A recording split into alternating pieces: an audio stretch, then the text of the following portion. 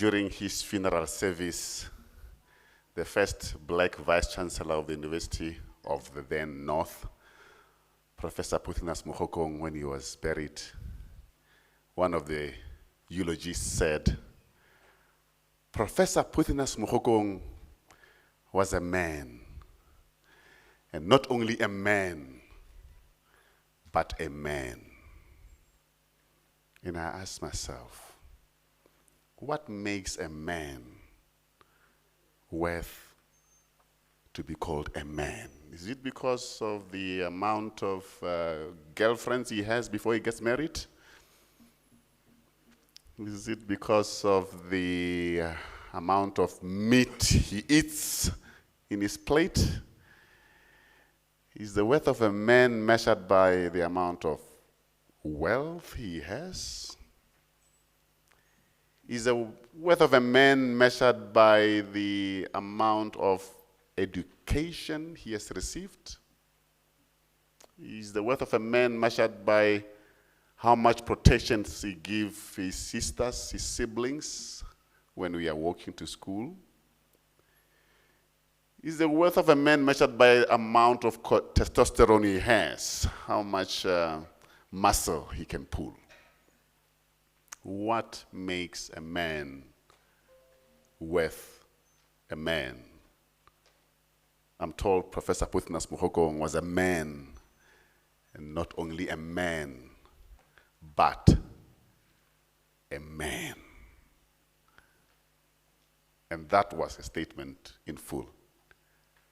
Gentlemen and a few ladies, good morning. My statement of saying gentlemen and a few ladies, I saw Dr. Rapakwana sitting properly. No offense intended. Welcome to the Voice of Men. We have a wonderful day, half day of discussions about the role of men in our society. What are we expected as men? What were we expected as men then? What is expected of men now? What role do we play to have our voices heard? We have a gender-based violence dialogue here, and we are engaging a whole series of testosterone in our panel today. I hope you all enjoy the day.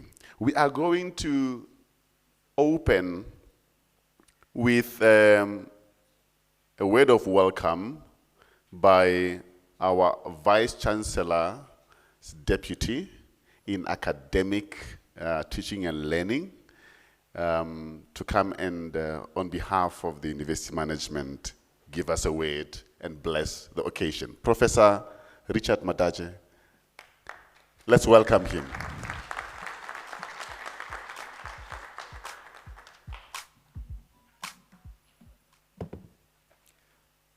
Program Director, Professor Matsivatlela, thanks very much.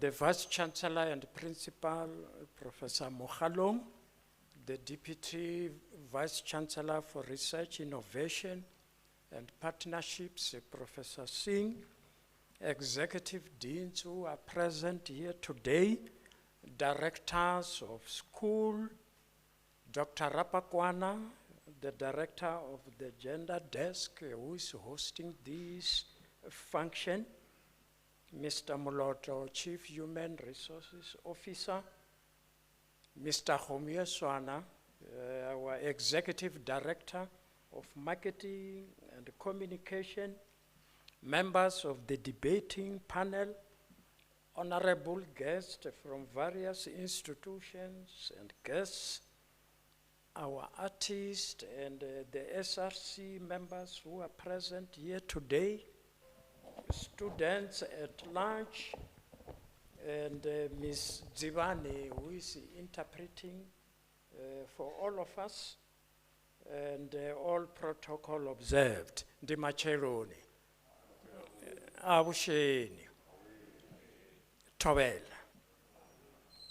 On behalf of the Vice Chancellor, I wish to extend a warm welcome to all the dignitaries, participants, and academics and students, and of course, a special word of welcome to our various guests, and it's only proper and fair that we mention them. Ms. Trekani from the Commission for Gender Equality, Mr. Nemakwarani, Vice President of Watchmen Limpopo, Colonel Morerwa, I trust they are on their way. I'm referring to SAPS. Mr. Chifiwa Tidiera, Chairman of Black Leopards. Those who like soccer think they know about Black Leopards. It's a popular soccer club in the province and even nationally. Mr. Madimeja Chipepe, Senior Education Specialist, Capricorn South District. Mr. Mamabulo Israel, Social Worker, Probation Officer, Department of Social Development. Mr. Sibusiso Malupi, Department of Social Development. Mr. P.E. Kubula, Social Worker, Substance Abuse, Department of Social Development. Mr. Maupane from PASPIA, as well as Mr. Masinge, Men's Forum Chairperson, the local branch. Mr. T.J. Mpatlele, Social Worker, Probation Officer, Department of Social Development. Mr. Mamabulo, Chairperson of Men's Forum in the district, as well as Mr. Banda, the Secretary thereof. Mr. Albert Masingi, Limpopo Chaplaincy Health and Community Care Chief Commander. Mr. Stephen Maselesele, Department of Social Development. Mr. Mokotsi Kalio Mudimu, Department of Social Development. And equally important, I think we have to acknowledge members of the panel with whom we are going to interact today, and some of them are seated in front on the stage here. We have Professor Tolene Sodi. Currently, he's the research chair in mental health and society. Mr. Matlapatlapa Temane, researcher in school enabling environment. Dr. Chifiwa Nechapapame, senior lecturer in epidemiology. Dr. Christopher Aginola, who is a senior lecturer in performing arts. There might be others that I could not acknowledge by name, but please take it that we acknowledge you, all of you, staff members from our ICT division, social media division, all of you, you are most welcome. I'm not here to give a long speech, but to welcome all of you to this important function, debate, entitled Engaging Men in Gender-Based Violence Dialogue. To all the guests and members of the audience here today, thank you very much for participating in a relevant debate which deals with one of the problems that afflict South Africa today, gender-based violence. We have gathered here today so that we can honestly confront or face this issue. And what I'm proud of as South Africans is that if there is a challenge, we don't run away from it. We confront it directly and bravely, and we ultimately resolve whatever challenge is ahead of us. Of course, the causes of GBV are many and varied. We shall learn more about these causes today from the panel members. And we, as the audience, I trust the chairperson will give us the opportunity to pose our questions. Are these causes, because normally we say there are causes for GBV, Are the causes valid? Can they be regarded as a good excuse or not? These are some of the questions that we are going to pose. Does culture play a role in GBV? If it does, which aspects of culture lead to GBV, and what can be done to resolve these issues? Are our spouses our own personal possessions? How can spouses handle rejection, for example, in a peaceful manner? Why do spouses stay in an abusive relationship? Of course, the cliche says there are more questions than answers. But I trust with the expertise from the panel in front of us here, we are going to achieve some success, even if we don't achieve all the answers. But I trust a few of them we are going to get. As you know, how do you eat an elephant? You eat an elephant by cutting its flesh or meat piece by piece. So we are here to explore these issues, all of us. It does not mean the panel has all the answers. You as members of the audience, I trust you could also contribute fruitfully and meaningfully so that South Africa then becomes a shining example to the rest of the world. With these few words, Program Director, once again, all of us feel welcome, and we look forward to a fruitful and positive debate. I thank you.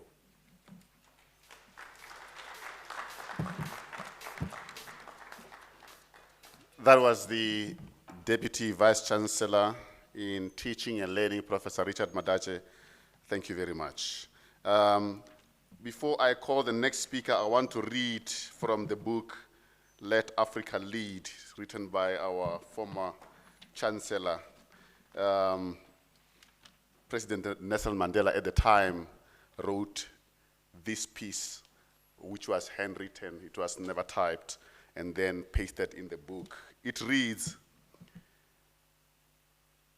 "Through the ages and in all countries, men will come and go, men and women," he writes. "Some leave nothing behind, not even their name. It is as if they have never lived. Others do have something behind that they leave, the haunting memories of the evil deeds they committed against their fellow men. Every time their names are mentioned, feelings of revulsion well up in people's hearts. Still, others do leave something behind, the good works they do to improve the lives of all people. And when God takes them, we ask, why take these ones, God? Why not take those first ones? To which group of these three people do you belong as a man?" And Ruel responded by saying in his first chapter, "When I look in the mirror, I see the hand of God at work." In those ways, I'm introducing Reverend Dr. Rapakwana to come as the director of Gender Desk. Some are wondering why a woman is going to speak in a men's conference. She is the director of the Gender Desk at the University of Limpopo, and she is going to address us. Let us give her a round of applause.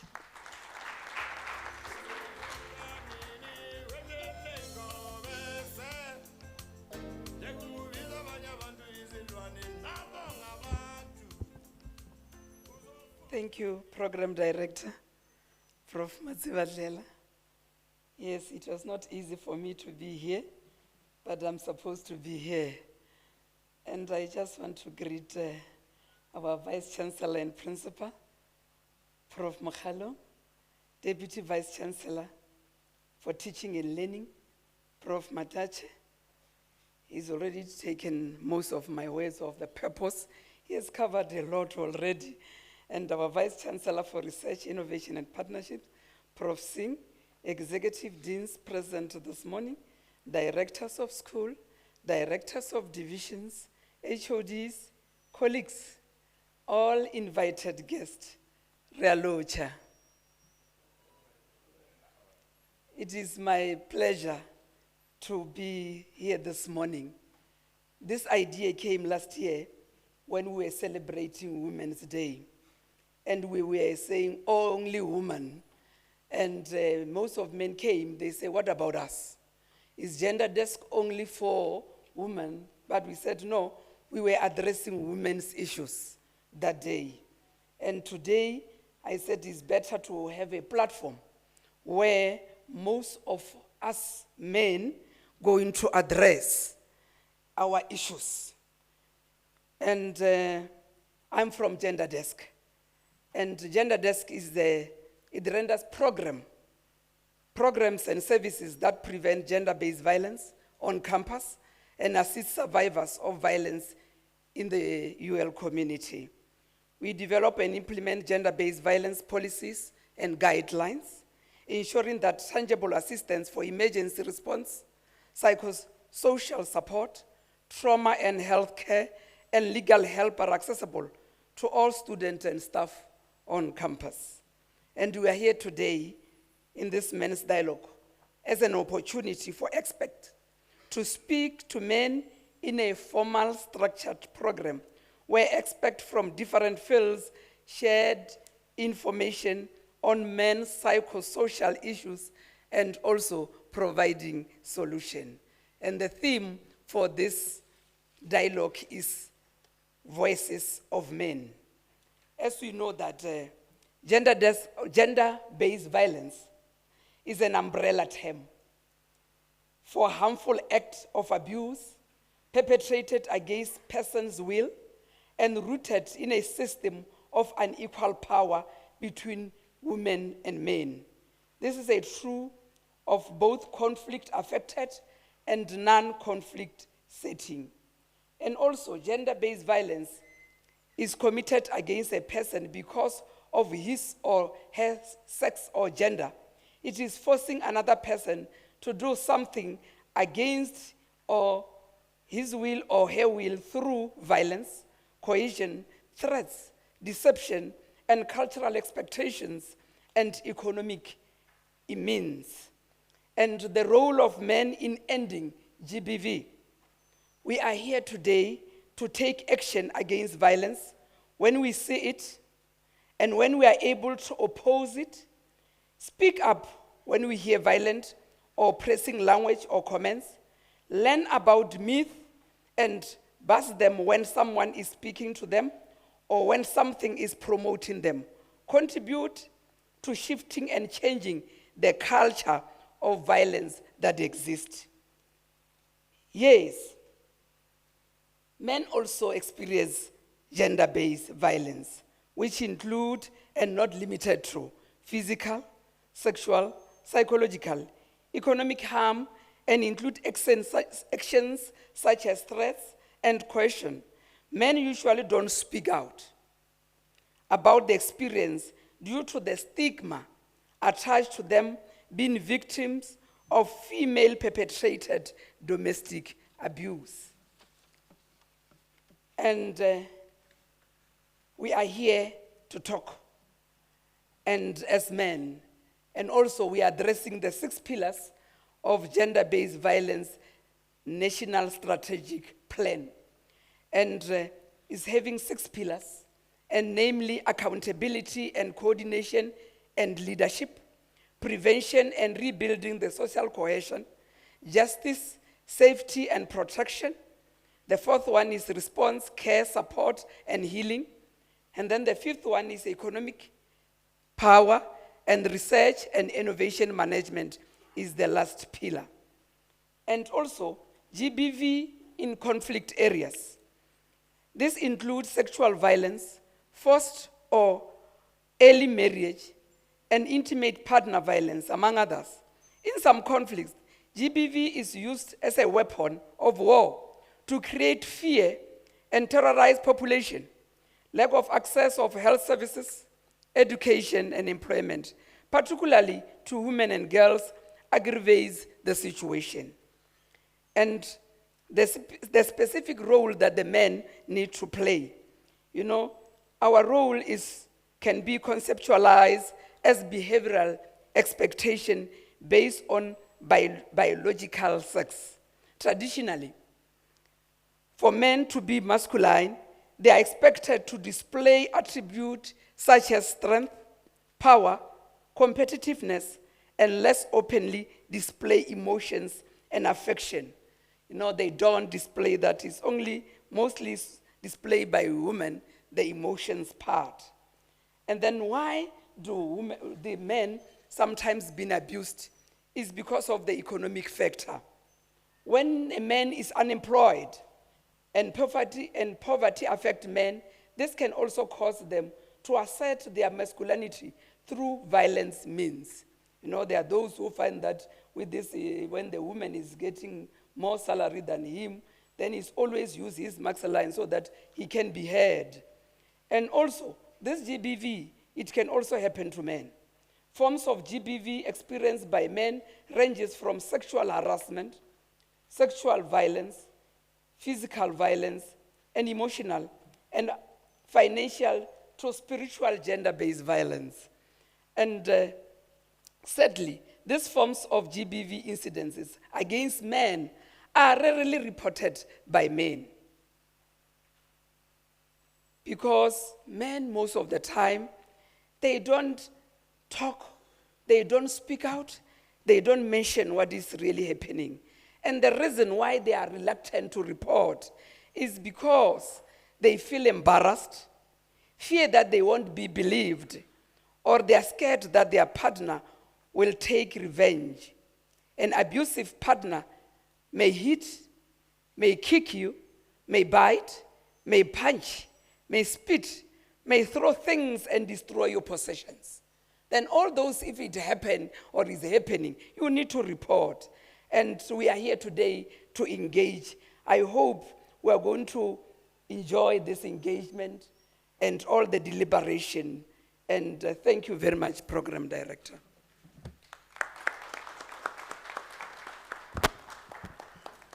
Dr. Rapakwana, thank you very much. She has given us the purpose why we are here. Now we know what we are going to be talking about, the voice of men, what it is going to talk about. I received a text here from one of the responding to my opening statement about me talking about the worth of a man, and he said maybe the worth of a man is measured by the amount of beard he has. And then I texted back and I said, not only beard, but there must be, most of them must be white. And I think in that context, only Chief here will challenge me. The rest of you, if that carries water, will be less of a man than me. But having the purpose of the day outlined by Dr. Rapakwana, Tebo Wasikwela, and friends, it is your time. Come and give us your poem. You will come back again after the panel discussions, but right now it is your time to come and give us a poem. When Dr. Rapakwana was talking about men and their roles in the families, I then posed a question inside my head. When you arrive back at home, do kids run to hug you and play all over you, or do they hide and go lock themselves in the room? What kind of a man are you?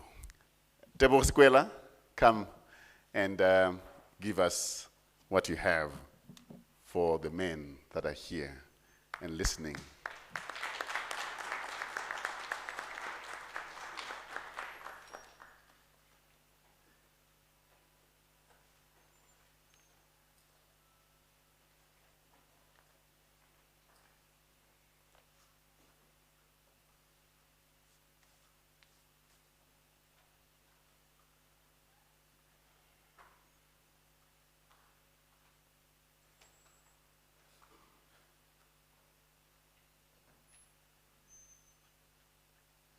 Let the higher power descend in the workplace. Visit my office in the late hour.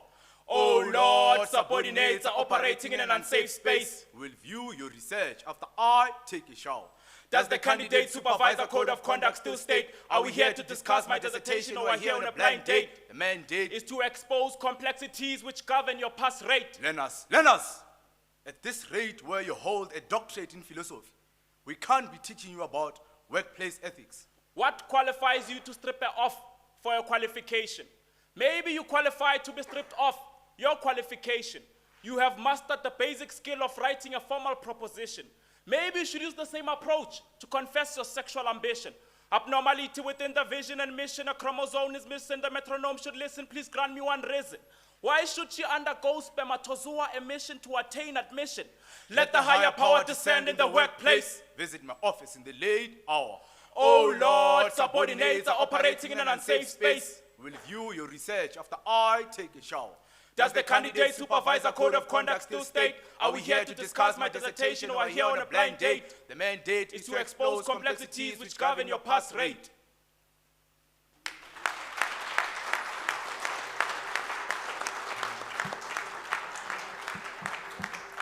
Wow, wow. Such well articulated, such well synchronized move. That was difficult, very difficult to do. When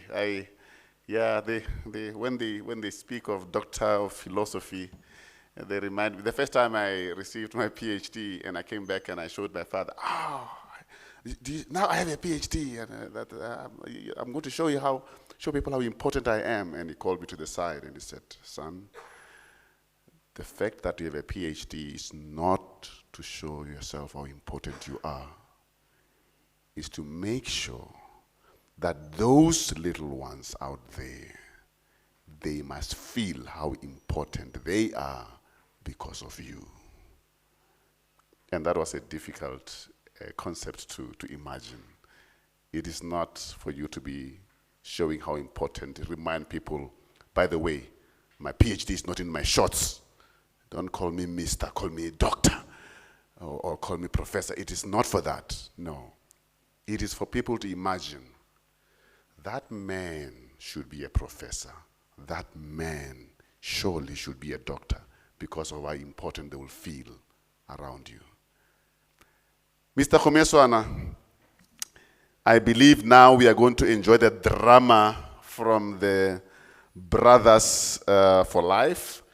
And this first row of seats will be for our panelists so that they can enjoy the drama as well. And the space in front will be for our drama participants. And we will give them that space that they will display their talent and share their message with us. It is the time for Brothers for Life. And the author, Mr. Siemala Tisetso, is the brains behind the drama. And let us sit back and enjoy the drama that we are is going to be presented for us as they prepare the stage. I will also go back and sit and enjoy.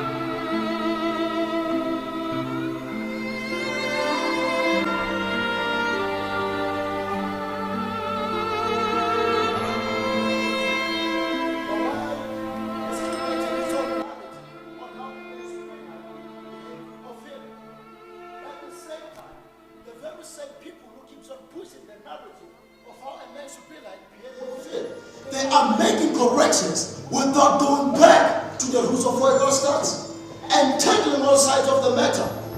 What is a boy child without a strong mentality to stay strong? Without tears having to fall out of his eyes, even if he cannot come. What is a boy child without a spirit of bravery? Without him having to pretend like he is not affected by not having a father figure. Having to man up like a father would at a very young age. Where should a boy child raise concerns about the challenges he faces? If society will call him weakling or coward. Where? Where?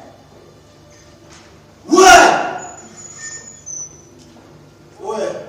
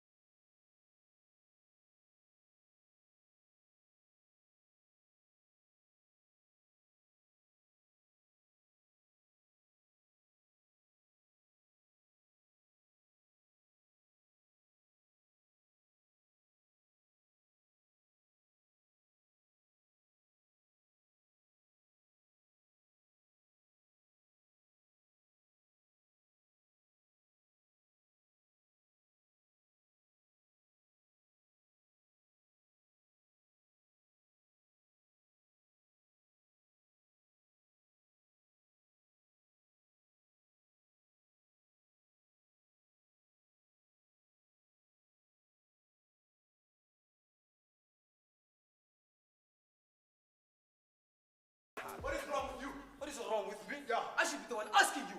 What is wrong with you? Calm down, guys. Man, don't tell me to calm down, man. Look at him. He's always aggressive and angry. Oh, now you want to sing all angry, all aggressive, eh? I bet you do not. You think I hear you? Come on! Show me your words. I see more words than that. You guys need to calm down. This is just a ball game. We all have personal problems. But let us bring them here. Oh, now my life is I did not say that. You said that to a man. Now everyone sees me like I'm a monster and I'm ready to attack. Well, you never say that. It's not far from the truth. You almost married the ram, your ex. Today is not about the heart. We need not to be divided by feminist opinions. This is a mess for her to Your anger is the problem. You all know why. Why she left you? Have you never seen my father angry before? Father angry. Huh? Your anger is escalating, man. Day in and day out. Not sure what you're crying. Just your father waiting for me. Never seen my mother angry before. So never ever tell me that I'm angry. All that I listen, if you remember my shoes. In your shoes. Okay. At least both of you had both of your parents, or at least one parent in the house. See, my parents have been in the house. Even now, they are away on a business trip, like always. I envy to be in your situation. My parents are always around the house, fighting. If it wasn't for that, maybe I wouldn't be boiling up with rage and always ready to attack. Maybe I would not receive a beating for every mistake. Or maybe I would not have witnessed the abuse in that house. Wow. I never thought you two were going through difficulties so personal and deep. Oh, how I wish someday I could tell my story.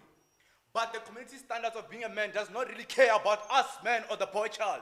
Monna ke nku, o lela teng.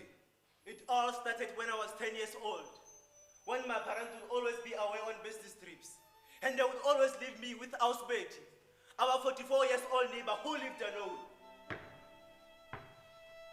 Mine started at the age of 8. See, my father beat my mother in such a horrible and inhuman way. When I tried to ask mother, why would he beat you like that? My father would beat me with a broomstick till I bleed so badly. All started when I was 18. I never had a father or a father figure, and my mother never gave me attention. She was always about herself. Lucky, the coach of my soccer team was there to fill that gap. Housemaid, she would always want me to sleep with her in her room, and she would always give me money, even if I did not need it. And sometimes during the night, she would tell me to hold her tight. And sometimes she would tell me to play a game with her and play with the breast. And I wouldn't mind if I did it right.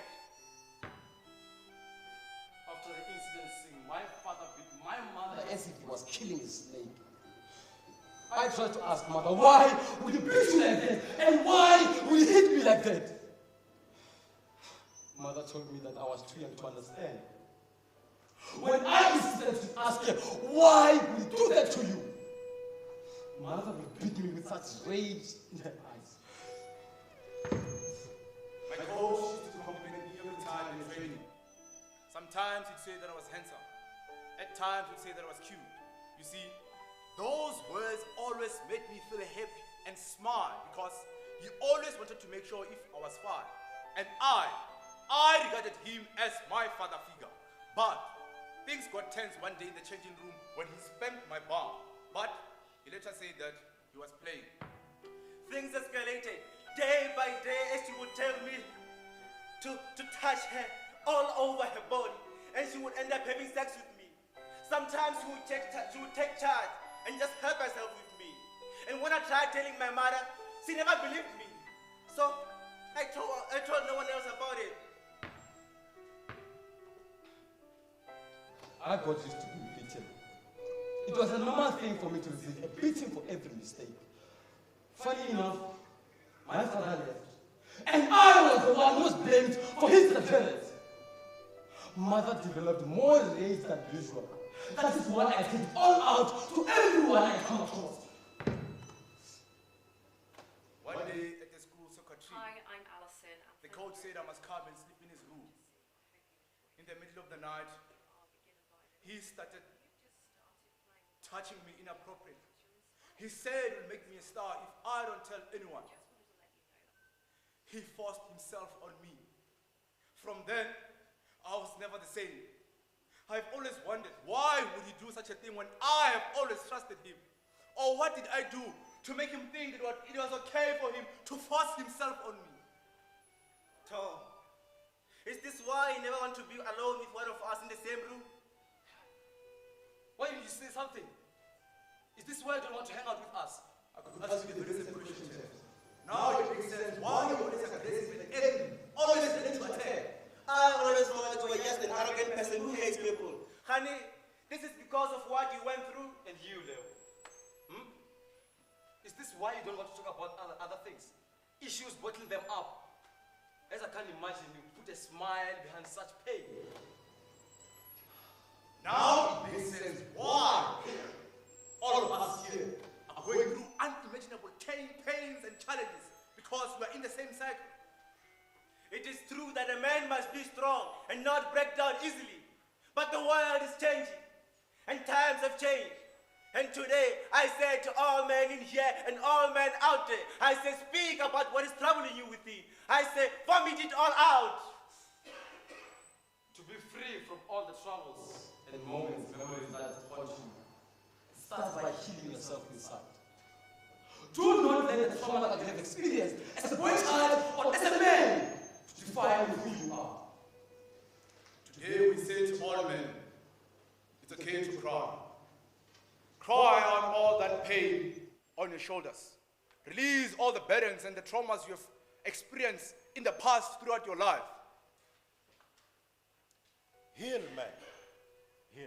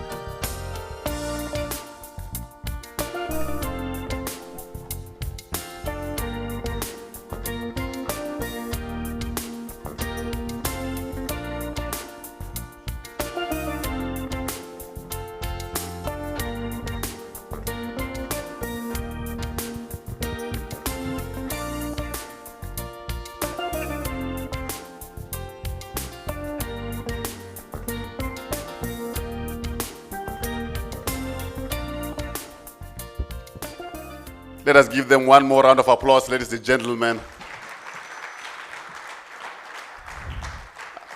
I don't need to say any more. I don't want to dilute the message. It was well spoken. All I can say is, if not me, then who? If not you, then who else? If not now, then when? If not for Africa, South Africa and its humanity, then for who? That was a well-delivered message. We have welcomed a contingency from the South African Police Services. I have never felt so protected, more protected in my life than now. I have security on campus, and now, as if that is not enough, I have in the room a strong contingency from the South African Police Services. I feel very honored and very safe. And I think all the men will be well behaved, and the law will be honored and respected. From the contingency of the South African Police Services, Mr. Tosako is going to speak and share a message with us on behalf of the South African Police Services. We'll welcome him, and we would like to have a round of applause as Mr. Tosako comes to speak on behalf of what they see, what they observe, what they deal with every day caused by us men. The reason they are who they are is because of the troubles we men cause for them. I hope they come and deliver their message well and greet us. Thank you very much. Let us give them a round of applause. Mr. Tosako, you can come and speak on behalf of South African Police Services.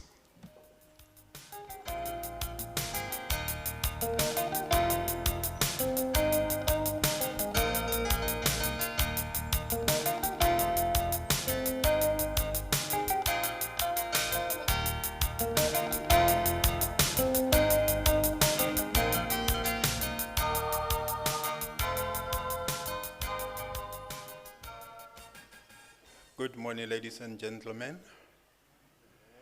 My name is Mantlhane Daniel Tosako. By birth, I originate from a village around called Mamtindani. I am linked with SAPS Mankweng, but I'm not a police officer. I'm a support service member in the police service. And I actually do not come from the SAPS per se, but I am a member of a group of men within the police service, which is called Men for Change. Therefore, the opinions that I will be expressing should not be linked very much with the SAPS, but be taken as opinions that comes from a member of Men for Change, of which inquiries should be directed to Men for Change Mankweng. We were surprised by an invitation to be present in your lecture, as men will be engaging on the concept of domestic violence. While I was in my office, I have to take it to mind. What is it that I'm going to say?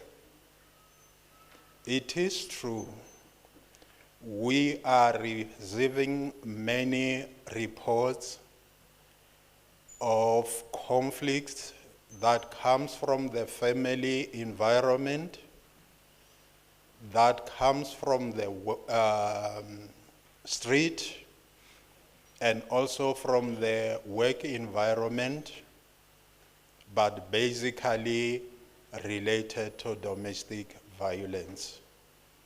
Therefore, domestic violence is not a practice that only takes place within the home environment, but it can explode to our street as well as our work environment and our schooling institutions. I'm not going to speak much because much is being spoken on domestic violence. My proposition is, as men, what is the alternative to domestic violence that we are employing to eradicate domestic violence? Because if we speak more about domestic violence, but we don't speak about the alternative to domestic violence, we are like prisoners enclosed in a cell without having an option to get out of that cell. So domestic violence is not a recent concept. Like what I asked myself was what informed or what is informing today's gathering? What will be the opinions delivered? What will be the purpose of our opinions? And what will be the impact when we come out of this gathering? Will the impact be on our intellectual capacity as the elite of our communities, or will the impact cascade to the reports that we as SAPS Mangweng are finding? So, in my opinion, the university is a human resource center that pulls its resources from communities, that shapes and sharpens this human resource with an intention to respond to our communities. It's my appeal to my brothers and sisters who are gathered here that maybe after this gathering, we must have a follow-up plan of how do we get the results of this gathering to be a continuous one that impact on our families, our street, and our various places of work. My number one discovery from home is that domestic violence is found in adults, is not found in children. But domestic violence is driven into children by adults. Therefore, domestic violence is like an incurable disease that we have not attempted to get a cure of. So in the meantime, while we are talking amongst ourselves that we are doing domestic violence, we are contributors to domestic violence, we must at the same time be searching a way out of saying what can we be doing other than domestic violence. There is a background from which we come from as South Africans. At our young age, the streets were not safe, but there were people who stood up, entered the churches, entered the various halls, and say, we want to remove children from the street because the streets are not safe for children. And indeed, those groups were successful because various arts were developed. Today, we are faced with a problem we must not focus entirely on entertaining the problem. The most important thing is to respond to the problem. And responding to the problems is to find solutions. So this is part of the opinions that I always wish to share with people. But at the same time, they are mere opinions, not binding views, because everyone is entitled to his own opinion and his own views. I want to recognize and to respect all members present here. At the same time, my institution, SAPS, and my community for raising me to be part of an event like this. And I wish us all well when the speakers will be delivering the essence of the day. I thank you all.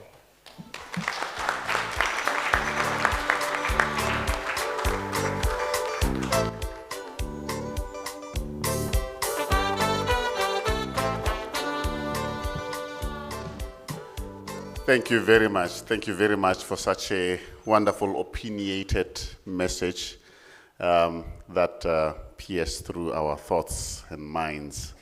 And I hope it will be guiding our discussions today. Thank you once again with the contingency that came with you from the South African Police Services. And feel welcomed and contribute to the discussions as well. My time on the stage has lapsed. I'll come back. It is time for the panel discussions to start, and I will welcome on the stage the facilitator, the Executive Director of Marketing and Communications here at the University of Limpopo, Mr. Victor Khumeswana, to come and lead the panel discussions, and I will disappear into the audience and become one of the men with the white beard that shows how more worth a man is. And I'll leave the stage to Chief Tidiela to be the man who's worth more than other men on the stage. Mr. Khumeswana.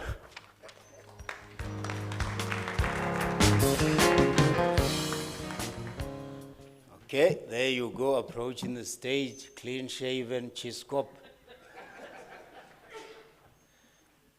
And they say a man must have a beard. You know you're doomed, right? And all of you in the audience are doomed with me. Deputy Vice Chancellor, Prof. Madaje, and your colleagues in the Rectorate, both Prof. Singh and Prof. Mokhalong, the Vice Chancellor, Dr. Rapakwana, our chief at the gender desk, the woman with a special permit to be in here.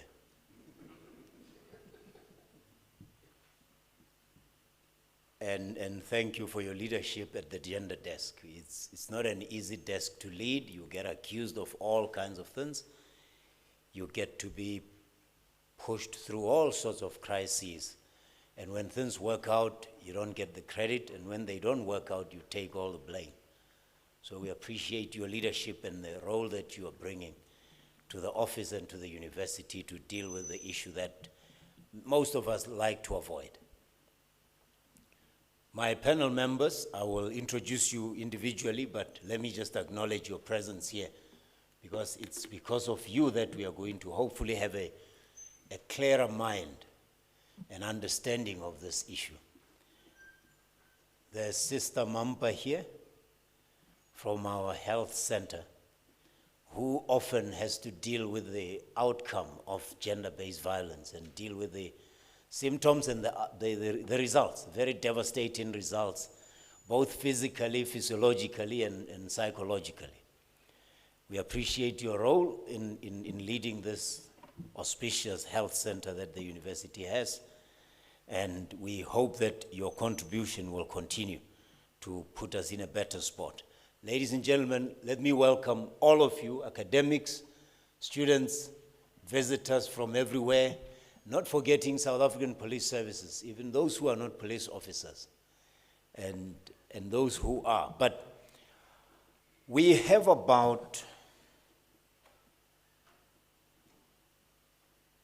nearly 2 hours. Now, there's no way we're going to be talking amongst ourselves here for 2 hours. Men are in this room. We hope to hear your voice. Let me remind you that the theme for this discussion is voices of men. The face of the fight against gender-based violence has become female, which is tragic because it perpetuates 2 stereotypes that must be corrected. One, that the problem of fighting gender-based violence is a woman's problem. There's nothing more tragic than that. As someone who was involved in the anti-apartheid struggle, I can tell you, although the struggle was to remove a system that was biased against black people and Africans in particular, there was a role, very systematic role, that the Congress of Democrats, which was a white organization, played in the anti-apartheid struggle. So even though you believe, and it's not correct, that gender-based violence is a problem created by men and men alone, you cannot solve it by only bringing women into the picture, because then you have only half the equation. The second stereotype, that giving the face of gender-based violence, anti-gender-based violence struggles, a female or feminine face that it creates, is that it overlooks the fact that violence,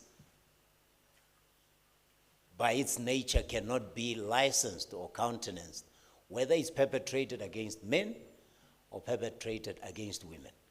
In fact, although we are here to talk about gender-based violence, men are victims of gender-based violence, even if it's perpetrated by other men. Because you saw from the play, the Brothers for Life play that we had here, that often men get violence perpetrated against them by other men because they are not seen to be man enough. So if we think of gender-based violence, we must not forget that violence by nature is problematic, irrespective of who the victim is, because it takes away the possibility to solve problems like rational human beings. But of course, we must not have any illusion that the overwhelming victims of gender-based violence are often the vulnerable in society, women and children. If we are in denial about that, we will also be as problematic as those who ignore the fact that gender-based violence can have male victims as well. I'm just going to share a few pointers before we get to introducing our panel members and give them a chance to each give about 3 to 5 minutes of opening remarks. They've been prompted according to points that they'll take, and I hope that you will listen as much as possible so that when it comes to the point where we can have questions from the audience, and I'm going to open it right away after they make their opening remarks so that it becomes a discussion and not an address. Nobody's going to have a PowerPoint presentation here. As students, I'm sure you have died already from PowerPoint. So we resurrected you from the dead. We are not going to kill you again with a PowerPoint presentation. Number 2, we should feel free to ask questions. The only dumb question is the one we don't ask. Every question is important, and nobody should be ashamed. We're trying to create a safe space that men can talk amongst themselves, with themselves, to themselves about this issue. And we are going to be dealing with the problem in as rounded a manner as possible. I have 4 academics here, am I right? Yes, including my former lecturer, Professor Temani. So if I open without referencing a single article, Prof. Madaji, I might be thrown off the stage before I can say good afternoon or good morning. I went to an article it's published online by something called the South African Family Practice, but it's written by Indiran Govender, who is affiliated with the Department of Family Medicine and Primary Health Care in the Faculty of Health Sciences at the university called Sefako Makgato in Pretoria. And the article, I can't see the date, but well, the copyright is 2023, so it's not too dated, right, Prof. Temane? It's current. Okay. You got to be careful with professors. You bring a 1921 article, say how many generations have come between that article and now. The reality is totally different. It's titled, and it's very short. I'm not going to read the article. I'm going to highlight the points from it. It's called Gender-Based Violence and Increasing Epidemic in South Africa. You see what COVID has done to us. Gender-based violence and increasing epidemic in South Africa. It makes a few points, one of them being, the stats that we like to not acknowledge. One woman being raped every third hour in South Africa. Every third hour. Think about it. You have breakfast, a woman is raped. Before you have your lunch, another woman is raped. Now, it's very easy when we say a woman, but once it becomes your sister, your colleague, your daughter, your friend, then it changes, and then we become a totally troubled society. South Africa has been considered the rape capital of the world, with 10,818 rape cases reported in the first quarter of 2022. This is the cases reported, not total number of cases. The rate at which women are killed by intimate partners in this country is 5 times higher than the global average. The rate at which women are killed by either a boyfriend, husband, spouse of any kind is 5 times higher than the global average. The other point made in this is that the problem is that this gender-based violence is deeply ingrained in homes, in workplaces, and here comes the rub, in our cultures and in our traditions. So if it happens in the home, it's very hard for even the neighbor to stop. If it happens in the workplace, it's hard for people who are junior in the workplace to stop it, or people who are not in the company or organization involved. But if it happens and there's a cultural justification for it, then it's hard for people who are aware of it to intervene, because they'll say, what's wrong with you? The man is just disciplining his wife. In the tradition, even worse. We're keeping the spirit of John Knox alive, because he believed there's no place for a woman in godly order. The World Health Organization has recognized the problem as a major health problem, and it has other indirect effects like unwanted pregnancies, accompanying health risks, mental illnesses, sexually transmitted diseases, human immunodeficiency virus, and acquired immunodeficiency syndrome, AIDS. So the violence doesn't just end with the pain, the physical pain. It also has other after effects that have more complications. HIV and AIDS epidemic in sub-Saharan region is directly related to domestic violence and sexual violence. Because a man goes out, sleeps around with whoever he wants to sleep around with, he goes home, he has non-consensual sex with his wife, because the wife culturally cannot say no to the husband. Think about it. So a man has the freedom to go out, be promiscuous, come home, and use culture to force themselves on the wife. So the women end up bearing the consequences of actions that are not their own doing. The question the article asks is, why is GBV so prevalent in South Africa? Is it because of the way males are brought up to exert power and control over vulnerable women? It asks that question. The best science, Prof. Temane and Prof. Sodi, asks the right questions. He doesn't give the right answers. It asks the right questions. And here's the question. Is it because of the way men are brought up to exercise power and control over vulnerable women? And I must say, if you think about the impact of the migrant labor system in South Africa, how it took men from their homes to go and work, leaving families without a father figure, only making sure the man comes once or twice back home during the year, leaving whatever problems they brought from wherever they are working with their families and going away again, dismantling the family structure, creating fatherlessness or lack of active fatherhood, and then inflicting all the damage. Is it the way we are raised? A patriarchal country with many cultural and traditional events that entrench this patriarchal behavior even more and reinforce power over women. What about the media in reporting incidences of gender-based violence? They tend to focus on the victim. The headlines will often say, a woman has been raped, the article says, instead of a man has raped a woman. A woman has been raped is called, what is it called? Passive voice. A woman has raped a man has raped a woman is active voice. So rape is an act of doing, not just not receiving. Why then do we, even when I started, I said so many women are raped. I didn't say so many men perform rape. You see where I'm going? So the media and the way we write can have an impact, the article says.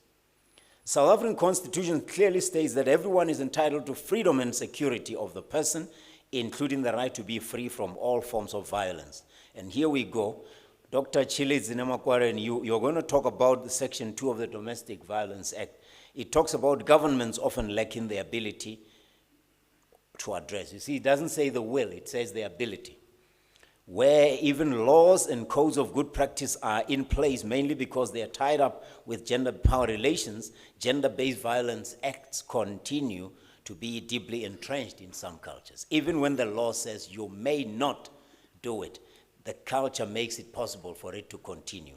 Justice and police systems shift blame to the victim rather than the perpetrator with questions posed such as, why were you alone? Or why were you dressed in that way? Or why were you out so late by yourself? Questions like that might be innocent. They might even be justified to find out facts about the case. But unfortunately, they are asking the wrong question. What was the man doing following a woman that's not hers or her spouse? What was the men doing exercising their powers over women over which they have no claim and no control whatsoever? 35% of women worldwide have experienced either physical and or sexual intimate partner violence or non-partner sexual violence. 7% of women globally have been sexually assaulted by someone other than a partner, and as many as 38% of murders of women, 38% of murders of women are committed by an intimate partner. So we're talking 200 million women who have been subjected to female genital mutilation in the name of culture. The World Bank estimates that in some countries, violence against women costs countries up to 3.7% of their gross domestic product, GDP. That is more than twice what most governments spend on education. So it's not just the psychosocial, physiological, psychological effects, it's also just the damage to the economy. Because there's research that proves that women are a lot more productive and a lot more effective in running companies, in producing profits, and in growing enterprises than their male counterparts. So if you injure them the way we continue to, we are not just destroying them and their personalities and their psychosocial makeup, we are also destroying the economy. I can go on and on and on, but the essence of this, the article concludes, is the repercussions of gender-based violence will be felt by our future generations because it has long-lasting mental and physical consequences and becomes a vicious cycle of abuse and gender-based violence. Somebody said it's an incurable disease. It's a cycle. So the article asks us, we need to place importance or emphasis on teaching, training, and creating awareness of this global epidemic and manage it effectively. So we're hoping that what we have here today are men, real men, who will be able to address some of these issues. I just thought I would reference that. So without much further ado, let me introduce our panel members, and then I'll come back to them to make their opening remarks. We have Professor, when I introduce you, please just wave to the audience so they recognize you. We have from the research chair, such a research chair in mental health and society, Professor Toleni Sodi. Prof, welcome. And he's a mental health specialist, so he will focus on the psychosocial factors associated with gender-based violence using the integrated ecological framework to frame the behavior of men engaged in gender-based violence. Thank you and welcome, Prof. Sodi. And we have also research chair in schools enabling environments from the University of Limpopo, just like Prof. Sodi, Prof. Mahlapa Temane, who is my former lecturer. Prof. Temani is going to be, he's got a very interesting point, but he says resolution of conflict requires a commitment to listen. Prof. Temani, welcome. A round of applause. And then here we have a senior lecturer in performing arts at the University of Limpopo, Dr. Christopher Ogumbemi Akinola. Ola Chris.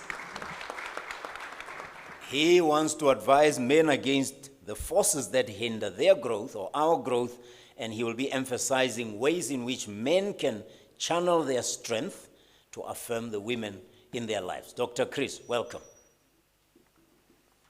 Then we have Dr. Chifiwa Nemachepapame, who is senior lecturer in epidemiology and president of Watchmen South Africa.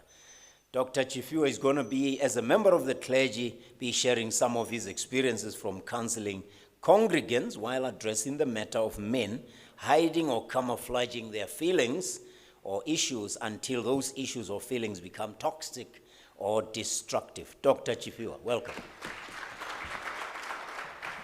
We also have Dr. Chili Zinemakwareni, who will be focusing on Section 2 of the Domestic Violence Act, and he will mainly talk about the duties of the South African police as well in the protection of the rights of the victims. He is joining us. We appreciate he's Deputy Director at Transport and Community Safety and Department. We appreciate your presence. We also have the chairman of Black Leopards, one of the strongest brands in Limpopo, is a club called Lito Tatua. The day will come. It doesn't matter whether you support them or not, doesn't matter whether you're from Vembe or not, you can't ignore these guys. They are in your face everywhere you go. In your face. And you don't want to play them in vendor. I promise you, you don't want to play them in vendor because you'll feel like the world is against you. So let's welcome the chief, chairman of Black Leopards, Mr. Chifiwa Tidiela. And last but not least, he will be talking about women's role in educating or training their children and in sensitizing children about gender-based violence. So it's quite an angle. I want you to really listen to him without prejudice when he speaks so that you don't start falling into the trap of responding while he is speaking. And last but not least, somebody who will focus on the upbringing of children, from boys to men, to enable them to abandon the stereotypes about men, how men should behave, and how men should not bottle their feelings, while also addressing the impact of the programs that are there to empower girl children and their unintended consequences. We welcome senior education specialist in charge of learner assessment section at the Capricorn South District in the Department of Education in Limpopo, Mr. Madimeja Chepape. Gentlemen, let's talk. I'm going to ask, when you make your opening remarks, you may come here because this microphone might be better, and it will give you for the 5 minutes the authority that we need you to have over us. We start with the mental health specialist, Professor Toleni Sodi. 3 to 5 minutes. When you see me come here, you know you are out of time. A round of applause for Prof. Sodi.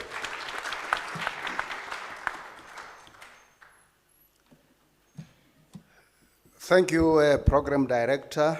And should we say good morning or good afternoon or good day to everyone? Good morning. Okay, all right. So I was requested to be a member of the panel on this very, very sensitive topic on gender-based violence. And I then decided I'm going to look at it from an angle of a mental health specialist, as a clinical psychologist who has worked in this space and have seen many women who have been through gender-based violence. I thought maybe that's something that we can share. And then I, as an academic, said, well, let me try to get a theoretical framework, and I'm sure a lot of professors here will be familiar with theoretical frameworks, a framework that would help to explain this very horrible phenomenon. And then I found that as much as there could be many ways to explain gender-based violence, this particular framework would probably touch on many things that are related to gender-based violence. And this is a framework by Laurie Hayes, a professor who is based at Johns Hopkins University in the US. And this is an integrated ecological framework to explain violence against women. Basically, what the framework says is gender-based violence is a result of an interaction of many factors. It's not just one thing, but a lot of factors. And these factors could then be grouped into four, essentially. The first one being at the level of the individual perpetrator, looking at the issues about the personality, the individual himself, the person who may be causing the violence. So at the second level, you have the relationship itself. That could be a factor that result in gender-based violence. Now at the third level, you have the community, and here we're looking at institutions, both formal and informal. And here we're looking at the neighborhood, for instance, the workplace, peer groups, and so on. So that is the third level. And at the level of society, here you're looking at the social, cultural, and economic factors that could be resulting in gender-based violence. So these factors are interacting at all times, and it will then ultimately result in a product which would then be considered gender-based violence. At the individual level, what are the kind of things or factors or issues that could have resulted in individuals or men going for gender-based violence? Here we're looking at, and I'm happy this was also narrated by the drama group, issues around witnessing marital violence. As a young person, as a child in the family, witness marital violence. The absent or rejecting fathers, and this is exactly what the drama group talked about. Being abused as a child. Alcohol use, very serious problem in our country today, and actually in the continent, a very, very serious problem that helps to perpetuate issues of gender violence. Also importantly, at the individual level, issues around personality. Some human beings would have their own personality challenges, and then they end up with this kind of problem. Of course, mental health challenges that some men may experience, and these things may then show up in gender-based violence. Now, at the relationship level, at the immediate level, you have marital conflict, you have the perceptions that males have to control the wealth in the family, and therefore that would result in some kind of tension coming up there. Also, the perceptions that males should control the relationship, the male should control decision-making in the family, and so these things can actually lead to violence. Now, at community level, in the workplace, in the families, in the neighborhood, you have problems of poverty, a very serious problem in our country today, low socioeconomic status, unemployment, and then associating peers or associating with peers who would tend to condone violence. So sort of it is cool to be seen to be condoning violence. Isolation of women and family. So these are factors at the community level, that is institutions around us. At the societal level, the cultural factors, and this has been mentioned a few times here, we have cultural norms that tend to grant a license to men to abuse women. And those cultural norms should be stopped in their tracks, because that's precisely what perpetuates this problem.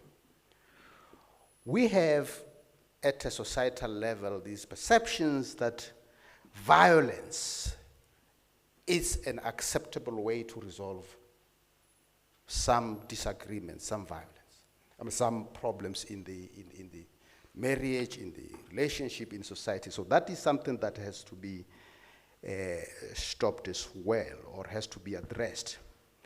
Notions of masculinity, something called toxic masculinity. The notion that as a man, I have the license to have my voice always heard and my voice always to prevail. And so this is the kind of situation that may lead to gender-based violence. When we talk about toxic masculinity, sometimes people may also talk about toxic femininity.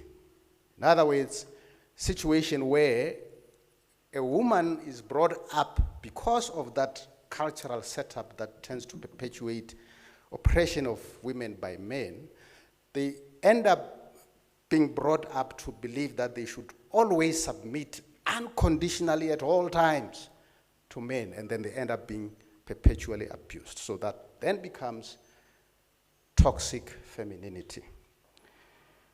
So, of course, you also have other societal issues around rigid gender stereotypes. Men have to be this way, women have to be that way.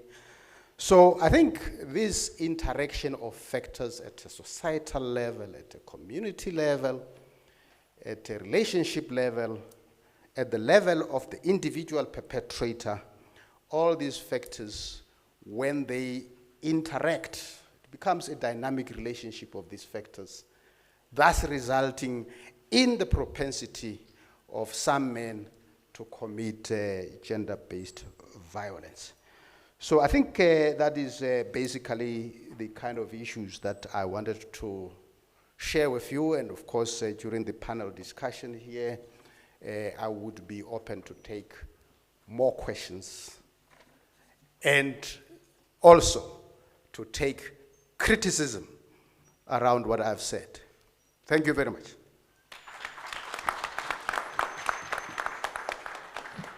Thank you, Prof. Sodi. You've set the scene very well, and we now move to Professor Mahlapa Temane. Resolution of conflict requires a commitment to listen. A round of applause for Prof. Temane.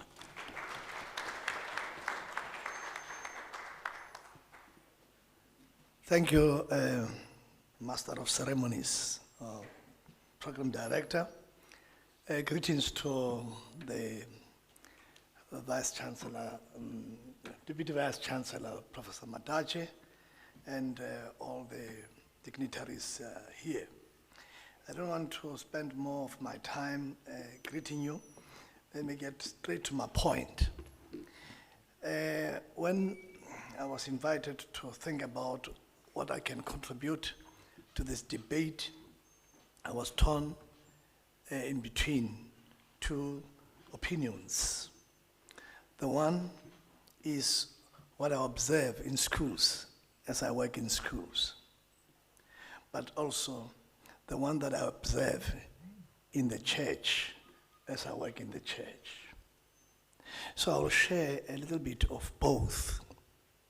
The first one is, let me start first at the church level, perhaps maybe stick there, is that I do counseling, premarital counseling, as well as counseling of couples, almost weekly. And one of the topics that I handle is conflict resolution. Although others are moving towards saying we cannot resolve conflict, you can only manage it like a chronic disease. So as I listen to the wife saying this, the husband saying this, the wife saying this, the voice going up and shouting, in most of these sessions, I observe that schools don't do enough, or even churches don't do enough to teach about conflict management. If I have an issue with my wife or with my husband, I think the quickest way of resolving that problem klepe or kick. And this is the practice of resolving conflict or running away from the problem. I don't get into that. Just turning and keeping quiet. One woman was telling me that her husband has been not talking to her for a week, 7 days. And you can see the torture, the mental torture that goes with it. Because that's how you resolve conflict. If they talk to you and say, where's the money? It's either you cry or you fight. So I looked into what we can contribute, maybe in this debate, how to resolve conflict, and communication comes top. And in this communication, what I've observed in my practice or in my theory, the theories I read, is that we are not, husbands in particular, or men in particular, we are not committed to listening. Either we do what we call selective listening, listening at some parts, or defensive all the time, or not listen at all, watch the TV or watch a match or read a newspaper, etc. So maybe the call I can make this morning, because there's so much we can talk about, is that we need to improve our skills of conflict resolution through communication and by, in particular, listening. Many of the conflicts that we are unable to resolve or to manage lies in the fact that we are not ready to be committed to listen. I was telling one couple when we were talking, I said, no, we don't have to find answers today, because usually we are quick to say, so what is the solution? Can we get the answer now? Give me the answer now. I said, no, we should be committed to listen, even if it can take us 3 months, 2 months, 1 month, but commitment to listen is key to resolving conflict. Most conflict can be resolved if you are patient to listen. I'll go into that space a little quickly. I don't know how much time. Okay. I'll go into that space quickly. How, and these are the, we're zooming into the particulars of where we fail to be committed to listening. The first one is we don't cool off. We want to resolve matters when we are still angry. I gave an image. I said, if you are in a room, to one couple, if you are in a room and the curtains begin to catch up the fire, by whatever reason, I said to them, do we continue to talk until we're finished, then we'll see the curtains? Or do we stop the talking and deal with the fire on the curtains? They said we should deal with the fire, because if we don't deal with the fire, we'll be consumed. We'll be eaten up by the fire. Before, I said, that's exactly the case. When people are very angry, they often want to finish the discussion. For example, I'll have my wife angry with me, and I will say, okay, let's cool off, let's cool off, let's cool off. Let's give this chance. And she'll say, no! We must finish this and then now. Says, oh, can we sleep? We'll see tomorrow. I said, you are not going to sleep before you give me the answers. So we don't cool off. And you'll be surprised. When you are very angry and you say, let's go and cool off and we'll see this tomorrow. You'll be amazed in the morning that this thing that appeared to be impossible, actually there are answers. So at the split of a moment when we are very mad, emotions can be, women sometimes can push that to that corner. The second one in this space is don't interfere when a person is talking. And one man was brought to me because he had beaten the wife. And I asked the wife, why did they beat you? And then she explained, and I said to the husband, why did you beat her? He says, no, I told her to stop. We'll resolve this matter. I said, no, wait, listen. She didn't want to listen. And I said, what happened? I said, no, I moved out of the bedroom into the kitchen. She followed me, and she was just shouting at me.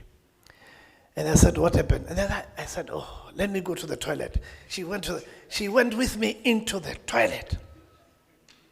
And that's where it happened.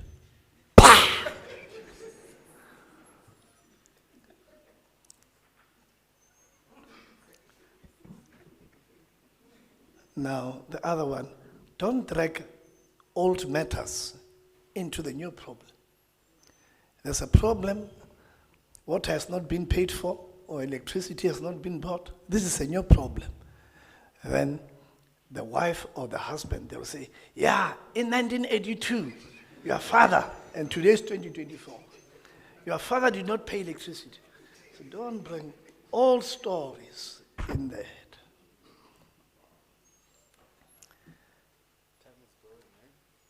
Okay. Okay. So, but I want to say, if we can be committed to listen, and this is the message I want us to take home. If we can be committed to listen, and I know it calls for patience, calls for discipline, just be ready to listen. One woman was telling me a problem. She wanted to get some bricks from the church, which were left over when we were building. And she talked to me about an hour. And after an hour, and we're standing after church, she said, actually, I'm asking for the bricks. Wow. She started there. If we can be committed to listen, we can change the world. Thank you.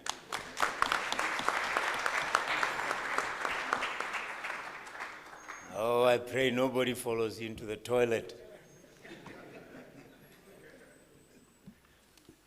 I know someone who would say to the wife when she said that, he'd say, speak to me, go to work, speak to me when you return. Say the same thing if you still mean it. Just what you're saying. And the wife said, no, I want to talk now. He said, no, I'll remember, I'll forget it, and you can say it in 8 hours. If you don't say it, I'll forget it ever happened. And often she never came back to say the same thing. Now, obviously, you are lucky if she can do that, because if she follows you into the toilet, you are really doomed. There's a stronger word we can use to describe that situation, but we won't. There are many men of the clergy here, and we are streaming live. Let's move on. Thank you, Prof. Temani. Let's move on to how men can channel their strength to affirm women in their life. And for that, we have Dr. Chris Akinola. Dr. Chris.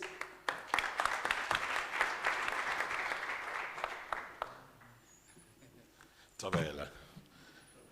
The macharo ni moloe ni sanebona ni avoshe ni.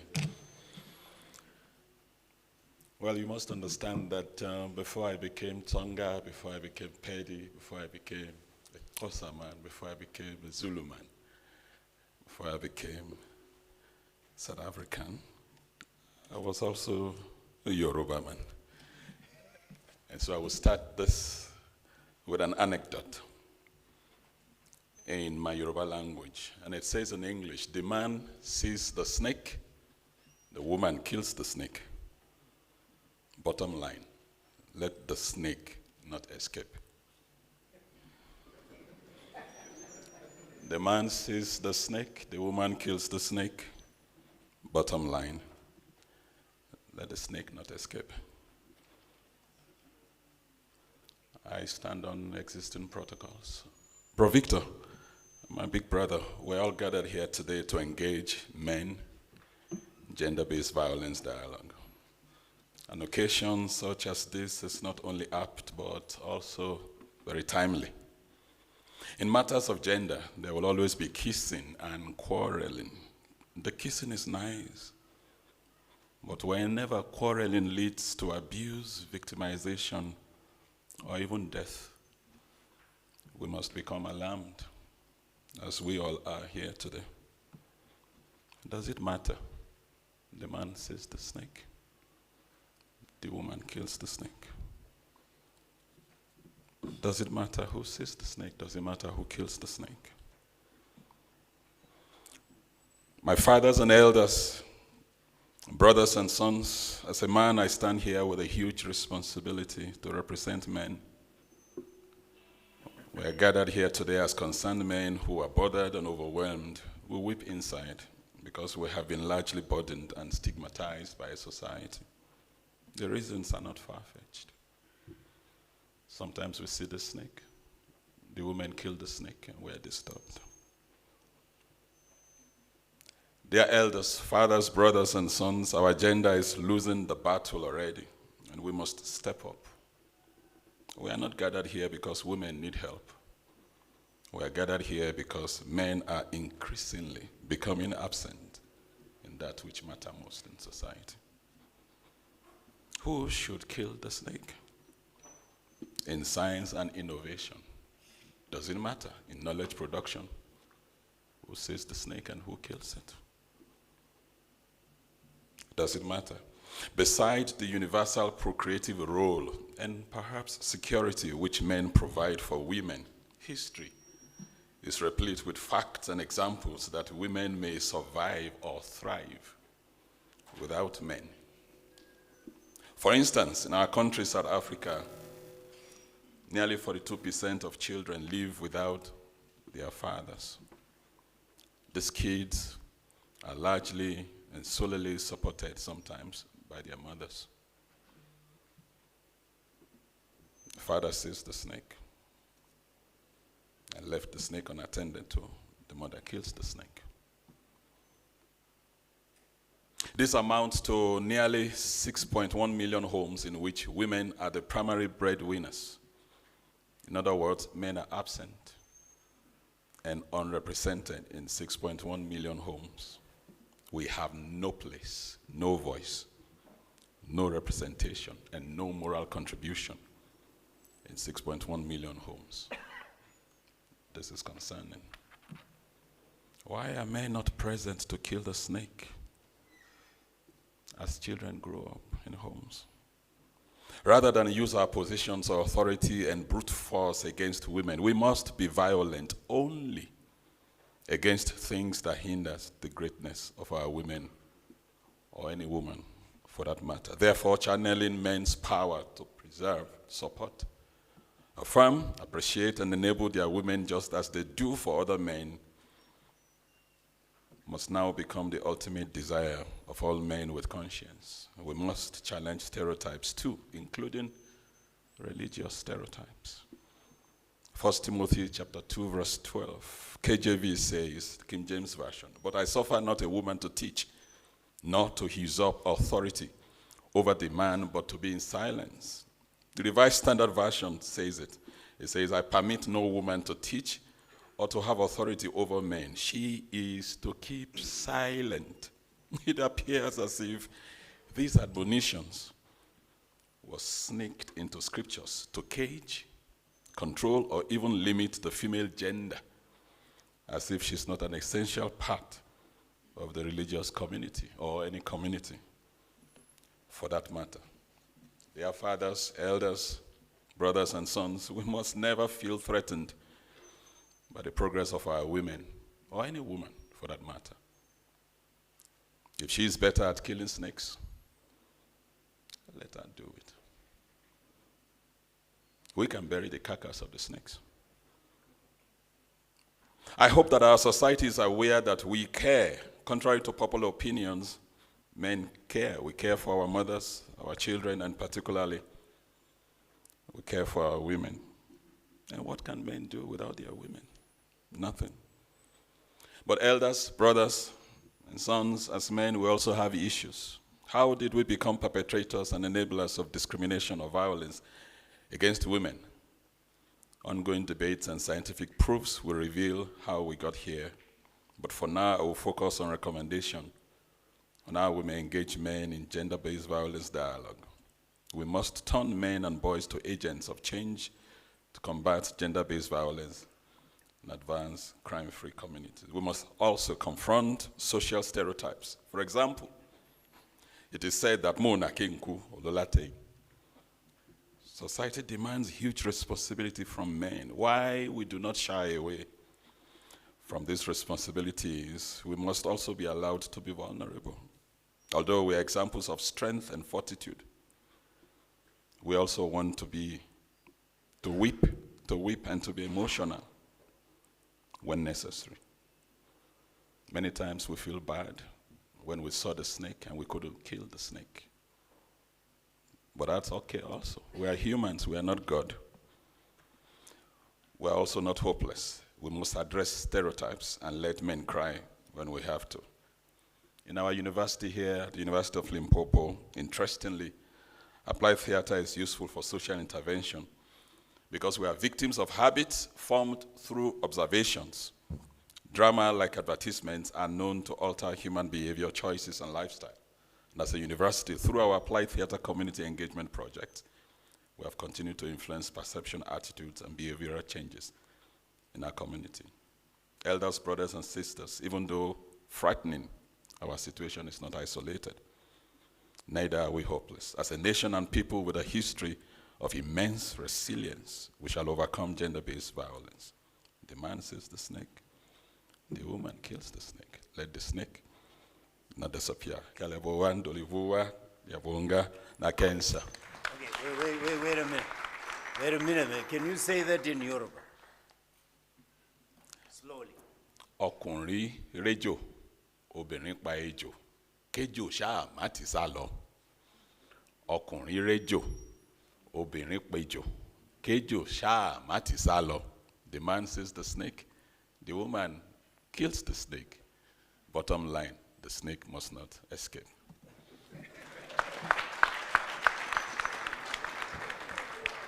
Come on, man. When so much wisdom exists in your language, especially in one line, PhDs, because that sounds like a PhD to me. The wisdom of that one proverb. And yet we lose. And we become the face of violence. How? We're standing on the shoulders of giants. And we're still behaving like midgets. Thank you, Dr. Chris. I love African proverbs. I love them more than anything because they summarize what years and decades of studies are trying to uncover. You're thinking, goodness gracious, how do we pass all these gems and search for? You know the song, I've been to paradise, but I've never been to me? It's exactly that. I've been to paradise, but I've never been to me. And when you've gone to all the paradises you can be, you find what you're looking for has always been inside of you. Men, we have traveled, and what we're looking for is inside of us. Why do we pass it by? Why do we carry it on this desperate and futile crusade, looking for what is already given to us? We have the next presentation, Dr. Chifiwa Nature Papa, who is going to be as a member of the clergy. Chris referred to a Bible scripture. And don't touch clergymen on the studio. So I know that he is like Prof. Temani, a counselor. He deals with a lot of issues through the church. So let me invite him to come and talk to us and offer his opening remarks. Dr. Chifiwa.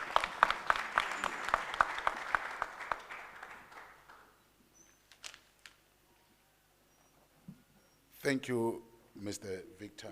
I need to appreciate you and acknowledge you so that at least you could give me an extra 2 minutes on my talk. Let us give him a round of appreciation for that.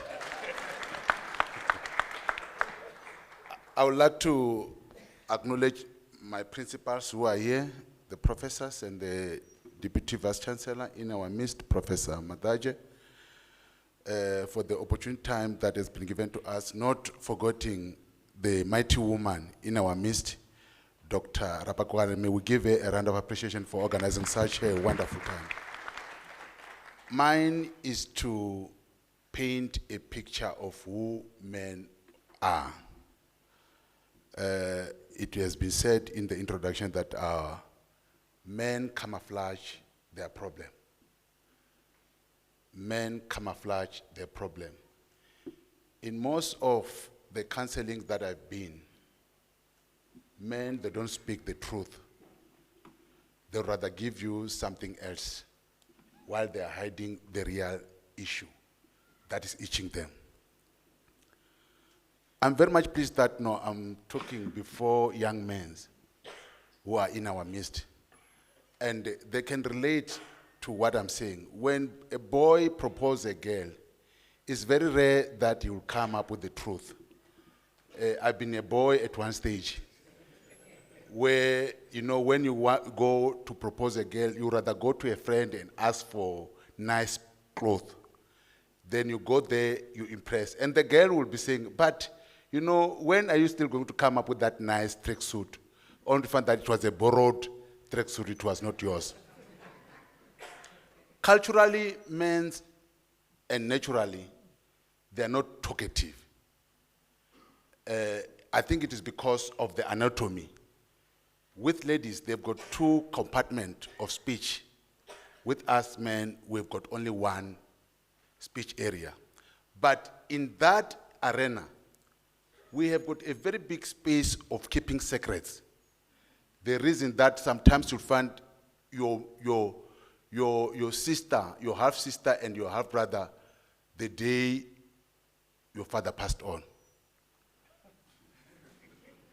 Meaning that men are very good to keep secrets. Men are very good even to keep their pain.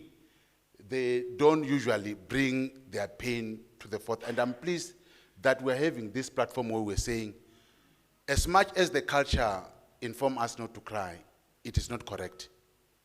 We are emotional beings. We need to cry. I'm saying this as I'm going to give you a nugget. I think 3-4 weeks back, people might have heard of a man who went to a church and shot and killed the woman. To us, a church is a very safe place. Politically, you ask ANC members, they will tell you that no, we used to carry our meetings safely inside the church. Just to show you that GBV does not discriminate, it has even infiltrated and it has found its way into the church space. And, you know, at times there are some of the things that you hear people say, I'm proudly here standing to make this announcement. Unfortunately with me, I'm standing here before you with a shame, because that incident of a man coming into the church and kill a woman is the church that I'm leading. That woman was shot just a couple meters away from me. Just to make even matter worse, people are allowed to take this myth because people, they were thinking that, no, this man was coming from outside to come and do that. No. He's the man who's sharing a pulpit with me. He's the pastor whom we've been doing counseling.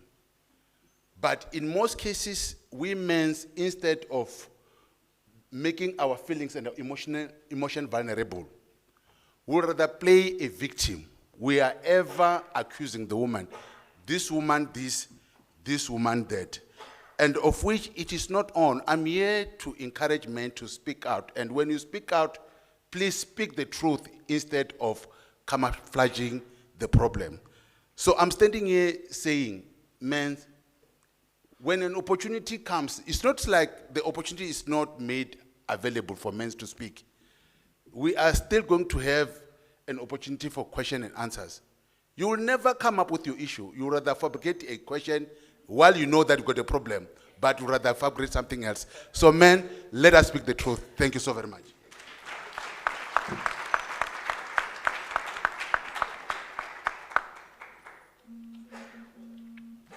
Thank you very much. I took the bribe and you didn't need it actually.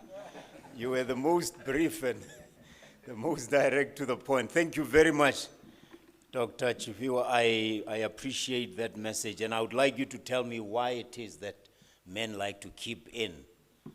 That's what I'm more interested in. Why is it so important for men to keep in what and how do we teach them to, or how do we help them to unlearn that? Dr. Chilizi Namakwareni is going to be focused on the Domestic Violence Act, talking about the duties of the South African Police Service and the rights of the victims.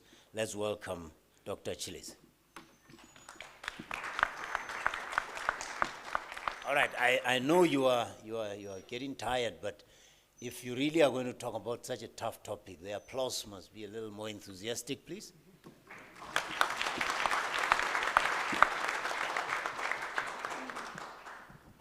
Thank you, Program Director. Let me first and foremost appreciate the opportunity, and also wish to appreciate the title that you just gave me. I'll be working on it. I'm not a doctor yet, but I have already received it. Maybe it's coming. Thank you so much, Victor. Yes, I'm Nemangoran Chirizi. I'm coming from Transport and Community Safety. I'm here representing the department. So was said by my supervisor to say when you start off, you must appreciate and also tender our apology. They ought to have been here, but because of that, this and that, they couldn't. We are, as a department, our main function or duties is to oversight SAPs, to oversight them in their implementation of the Act and other pieces of legislation, including Domestic Violence 116 of 1998. So, as I've indicated, I will only focus on Section 2. If time permits, I'll also look into Section 18, but I'll be very brief because of time. I'm glad our colleague from SAPS have something to say. Fortunately or unfortunately, they didn't want to attach themselves with SAPS. They were speaking their opinion, so I'm here to speak both my opinion and also the experience that I got from SAPS. Now, when we oversight SAPS, as I've indicated, it is through the Act. So this Act 116 of 1998 gives rights or permits SAPS to implement the Act correctly.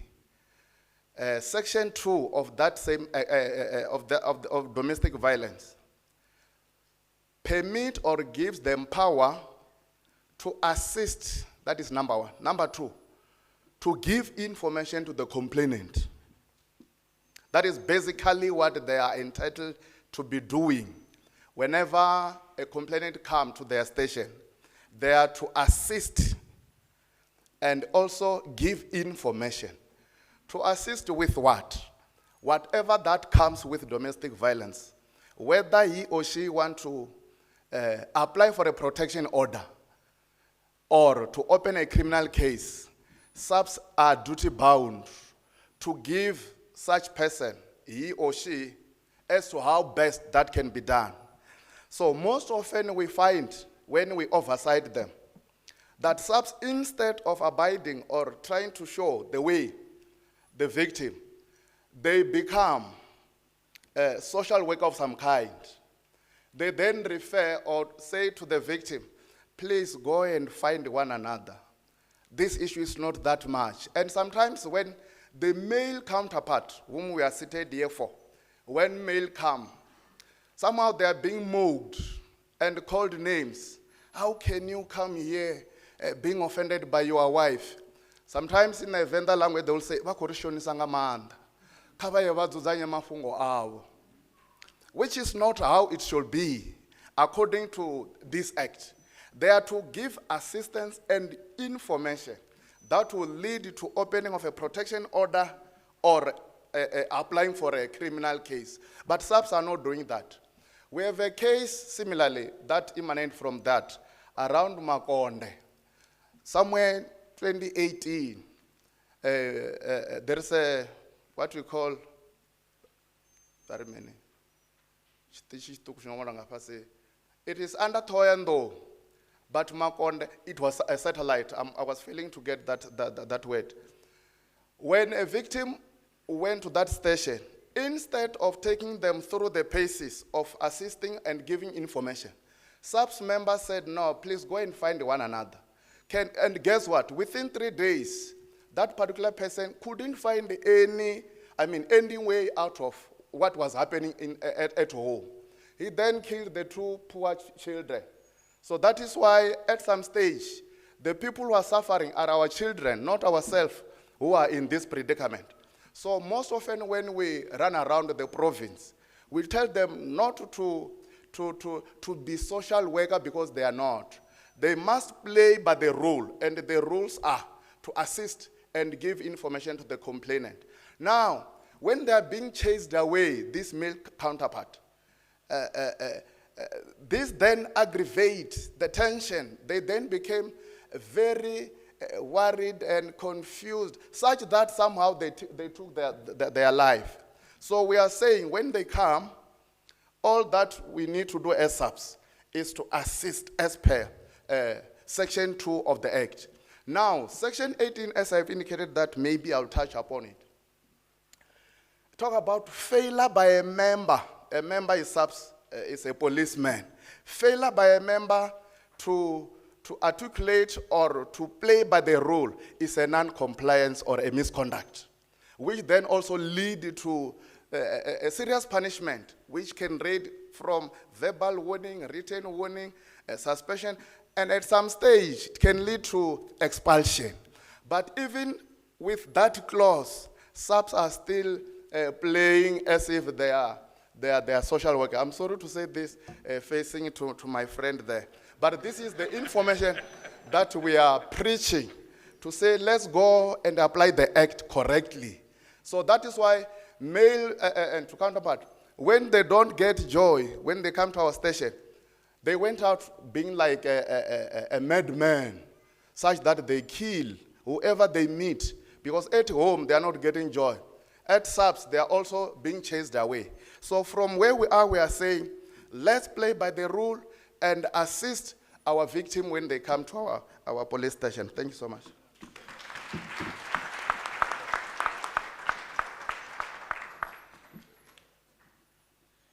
Wow, we're calling a spade here. And that's the beauty of open discussion. They say it doesn't break any friendship which means if open talk breaks your friendship, there never was any friendship. So you broke nothing. Thank you very much.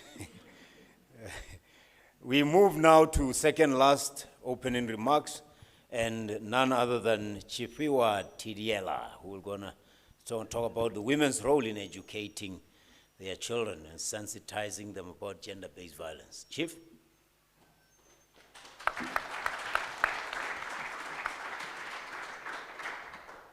Nemasiar.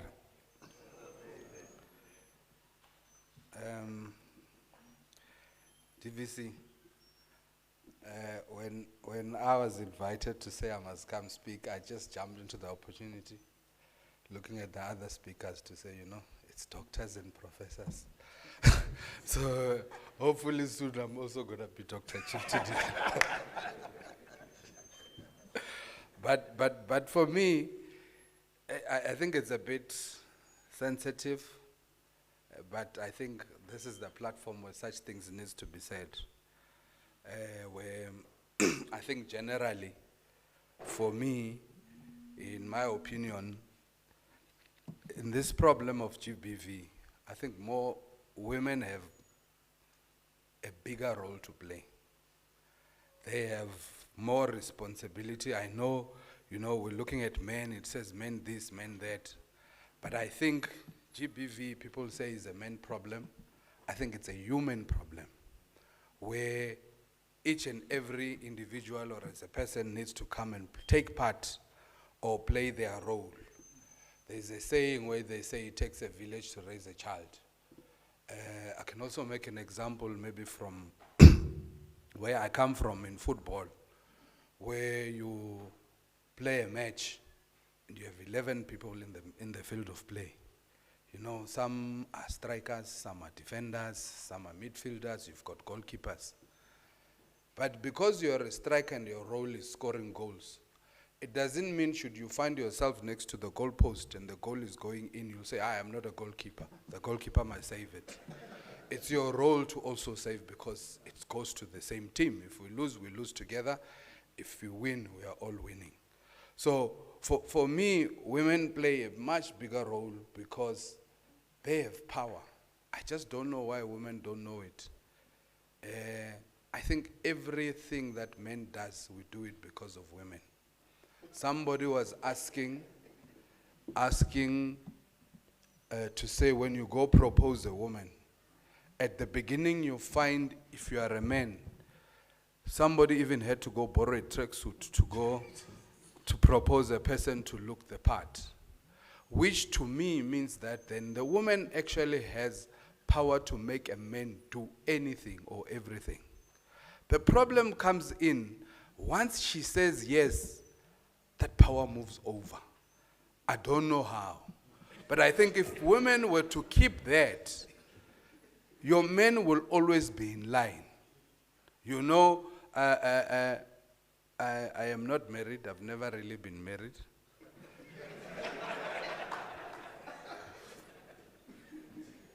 But the point that I'm trying to say is they have influence in everything that as men will do.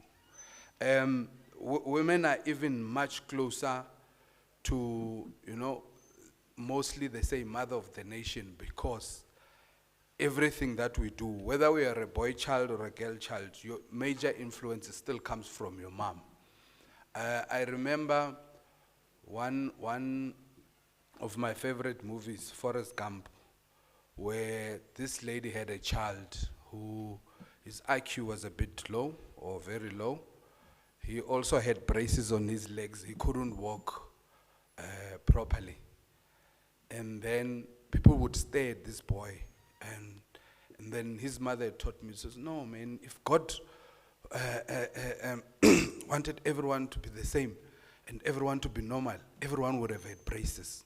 Now, because he's a child and he took that in him, he never felt small about himself or having braces or not being clever enough, which is something that we then need as mothers to say we need to teach our kids to be strong. Strong in a sense that whatever that society gets to bring our way, we should be able to to handle. Now, this is where I'm saying the role of the mother becomes key in everything in the community that we are all living in. I think the major issue that we are not saying, I'm talking about a shooting at the church. I don't think that started there. There is a root, something that happened somewhere. And that I can tell you it involved a woman. I know we're saying we're not blaming, but there is a situation where as a man, you can really be put into a corner. Now, if you are not trained enough from the conflict resolution, now somebody comes, follows you to the bathroom. Some will respond, they won't be able to handle it because you are being pushed there. I'll make examples and you find situation where I'm just making an example, and don't judge me. Where you are a man, you go, you find your woman, you take her to school, she was young, to school, she passes. I'm a security guard, spent all my money trying to put her and take her to school. Now when she's gone, now she's met the doctors and the professors, she says, yeah, you're no longer at my level, and then she leaves you.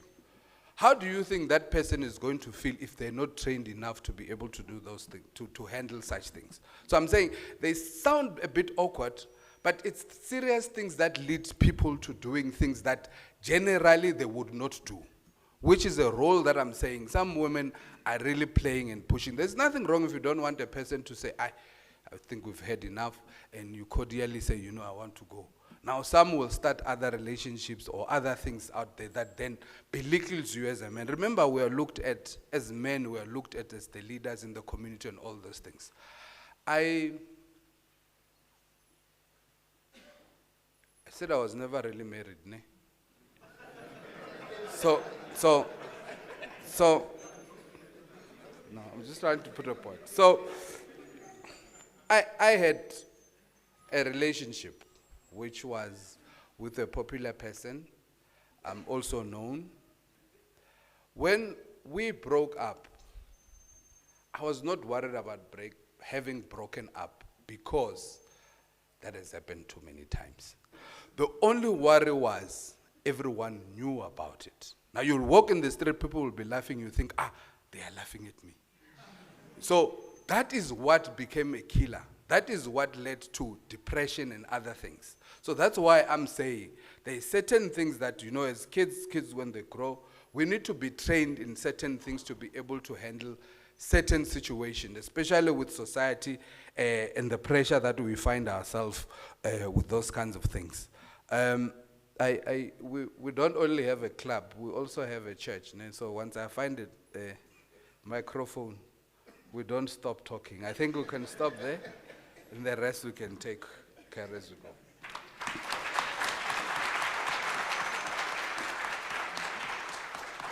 No, thank you very much. The causality. Let's understand the causes. Before we talk about who did what and get judgmental, let's understand the cause. Because we can talk about the blame and the culpability, and that will have short-term benefits, maybe, if it does, but if we understand the causes, then we can have a lasting solution. Thank you very much, Chief. We welcome now the last. Madimeja Chipape is going to talk about the upbringing of children. Maybe he'll dovetail his points with what the Chief just said, and then we will get to the open session where you can ask questions. Start sharpening your questions, make them as pointed. A round of applause for Madimeja.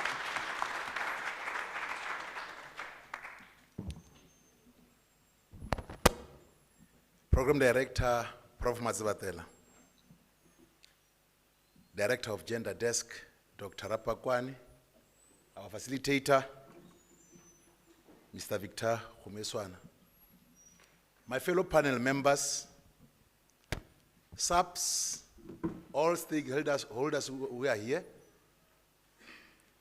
men who are here and few women who are here. I heard Prof saying that. I think now is good day, if not good afternoon. Good afternoon. We are all born not bad, all of us. We are meeting here today to discuss very important and sensitive issue. GBV. As men, we are regarded as heads of our families, and we are expected by society to protect and to provide for our families. Are we doing as is expected of us? Allow me to quote His Excellency, the President of the Republic of South Africa, Cyril Matamela Ramaphosa, from the foreword of the National Strategic Plan on Gender-Based Violence and Femicides. Allow me to quote, "Women and girls are being abused, assaulted, and murdered in our country every day at the hands of men. We are in the throes of deep crisis that must be brought to a decisive end. South Africa holds the shameful distinction of being one of the most unsafe places in the world to be a woman. We have amongst the highest rates of intimate partner violence, and recently released data from states South Africa show that rape and sexual violence have become hyper-endemic," close quote. I must be understood well. I am not saying gender-based violence affects women only. Some men are also affected, and we were taught that we were taught that monna ke nku o lela teng.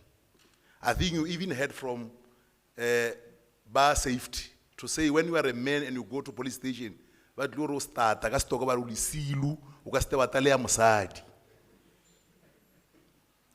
And men, it's as if men don't have emotions, or as if men don't have tears, or it's as if men don't have feelings or blood, because o tshwanetse o lele teng.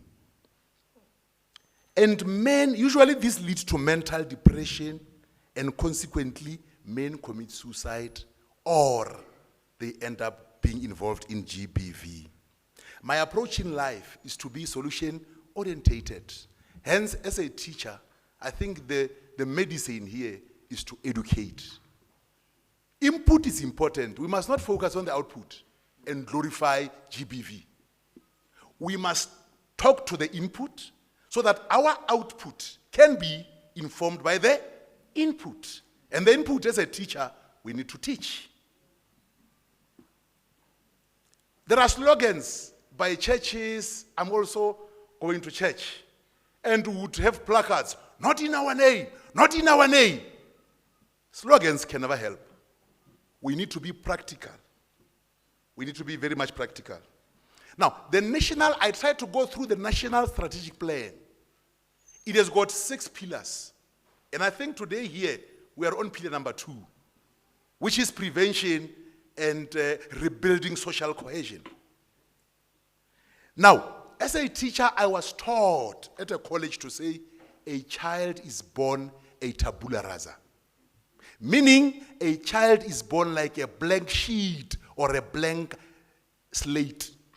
Which means we are not born bad, but the environment makes us who we are. And as a teacher, I have observed this, even as a parent. Learners or children learn from their fathers and mothers or teachers. We are modeling the role and they learn. Now, it's very important that when a father beats the mother, this boy, I think the drama said it all. The drama. I told Professor Teman to say, I must just go there and say amen. And then we go home. Because that drama is loaded. As a teacher, we use drama or teaching aids, doctor. When you do Shakespeare, when you can dramatize it, learners would understand. So I think the messaging, even if you cannot hear what we are saying here, gentlemen, at least the drama, take it home. Now, maybe let me explain this. In our culture, we have what is called, or we had, because nowadays we don't have. We had what is called etisha, we had dikoma, and all those. Well, they were meant to shape us. Unfortunately, some were used, in line with patriarchy. To tell you, you are a man, you are a man, you are a man. You are a man, a woman is nothing. How can a woman be nothing? A woman, very powerful. What did you? You are right, women are powerful. Actually, now I'm saying they are intelligent by nature. Because every woman is a man. We are all men, but women have got something extra, Dr. Rapakwan. They have got a woo. And this woo is the one that is making women to be intelligent, to be emotional, to be caring, the woo. So they are powerful. They are more than men. They are not ordinary men in terms of science. But maybe as I finish, there is this thing that is seen to be good. But as a teacher, I was a principal of a school. Subs would come to me, can we get 10 girls? We want to take them to work. They call it, the project is called Take a Girl Child to Work. And then thereafter, municipality will come, the local one. Can we get 10 girls? We want to take the 10 girls, this girl child to what? To work. As if that is not enough. The department would come. And I would ask them, what about the boy child? They said, no. You see, you males are managers, are chief directors. No. We are focusing on women. And it worried me. I think I was interviewed some years back, and I even talked on the interview to say, I'm worried about the boy child. Because we are capacitating the girl child. We forget this boy child will marry the capacitated and the empowered girl child. And the boy child, you see, by nature, men think they are powerful, by nature. We think we are powerful. In a relationship, we think we are powerful. I mean, just imagine, James said, "What doctor, next doctor." But major doctor, I want to change. As a magakolo ye kholo ibile hana o nkadima. Now, let me now. You see that thing? And men by nature, I think I'm clear. Now, when we capacitate the girl child and leaving behind the boy child, we are creating a problem for the boy child. The boy child is going to be depressed, and the boy child will resort if their bringing was not well. Nowadays, we need to teach our kids that you can marry a highly educated woman or a rich woman, but she becomes your woman or your wife. I always tell women when I address them, when you are a doctor or a professor or whoever, when you go to your family, you become a wife, not a position that you are holding. So it's very important that we need to understand this, and as we understand this, I think the university has done well by arranging this. We need to have continuous seminars and symposium so that we can be able to cap this. Thanks very much.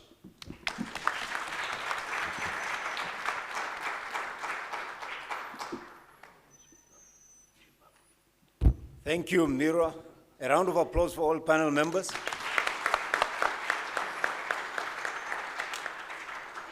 As you can see, from the first time one of them spoke, Prof. Sodi, who said there are 4 factors, you'll realize this problem has so many facets.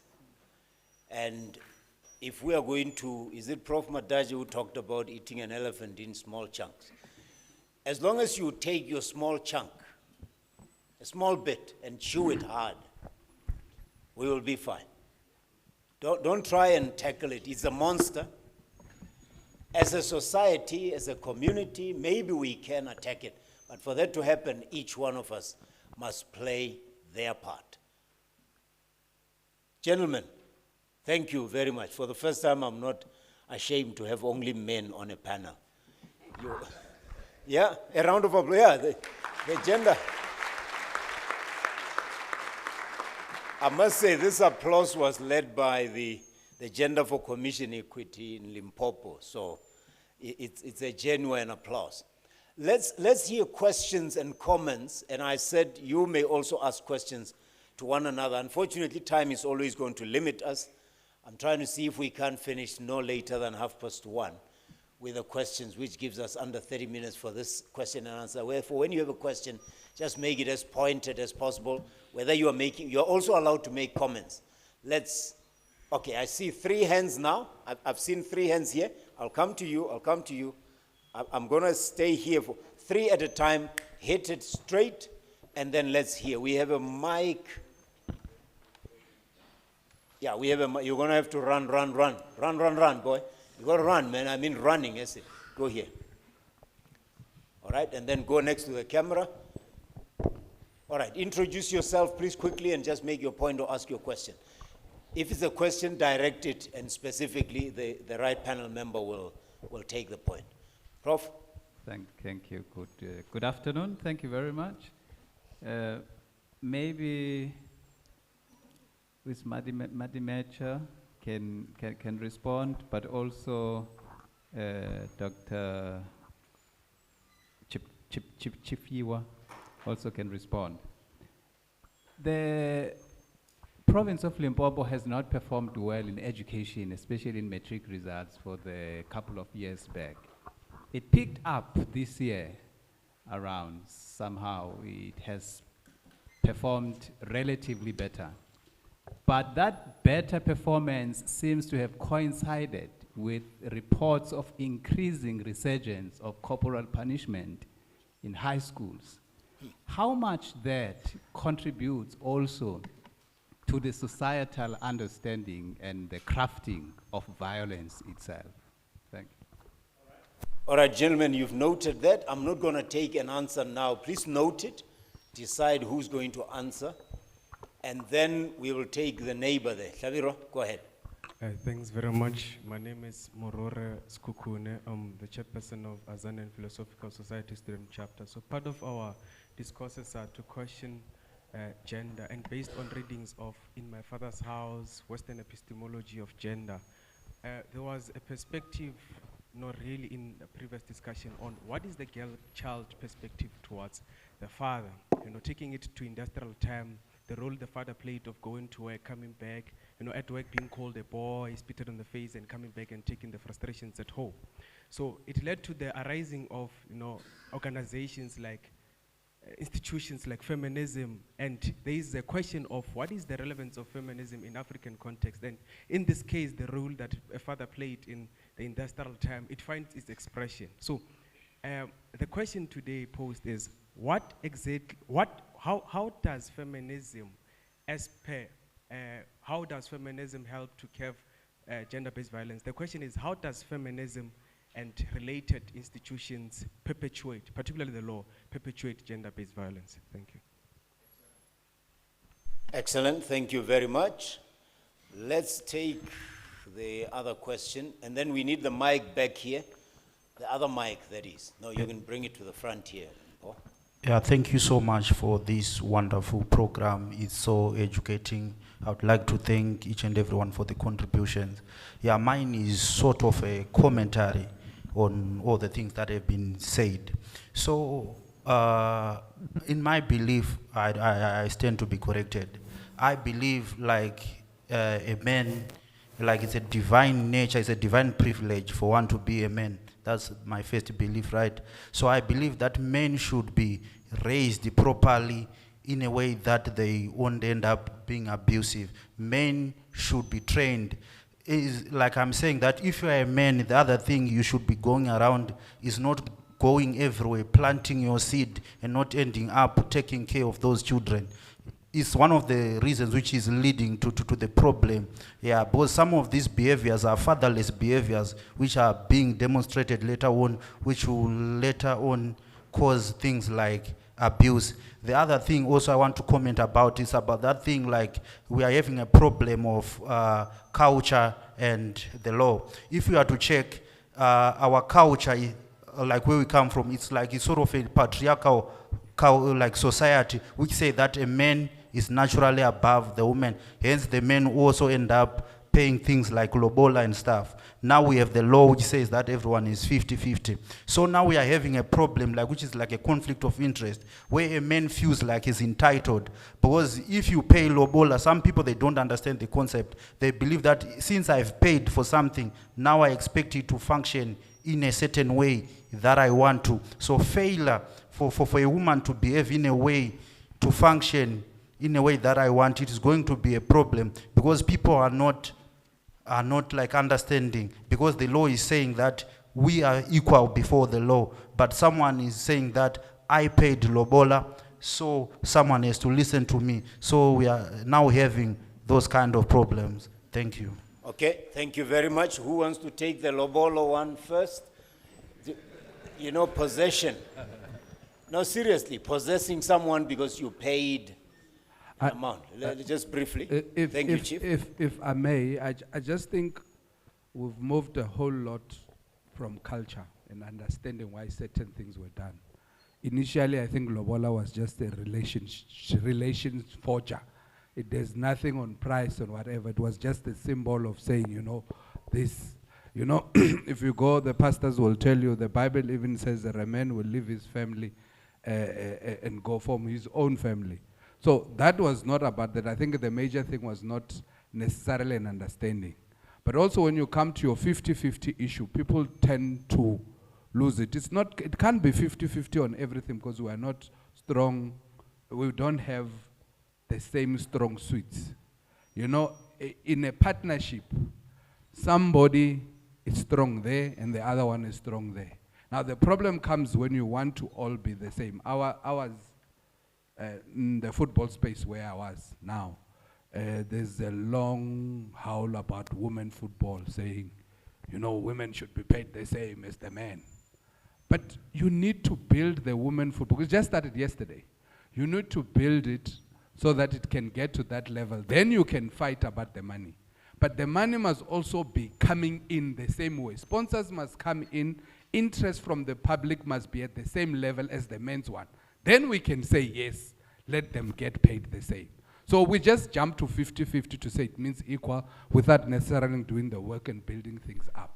So I'm just saying it's a thing where we just look at the end product without looking it from the back to say, you actually need to build this to a certain level. Until then you can have your 50-50. All right, man sees the snake, woman kills, or woman sees the snake, man kills.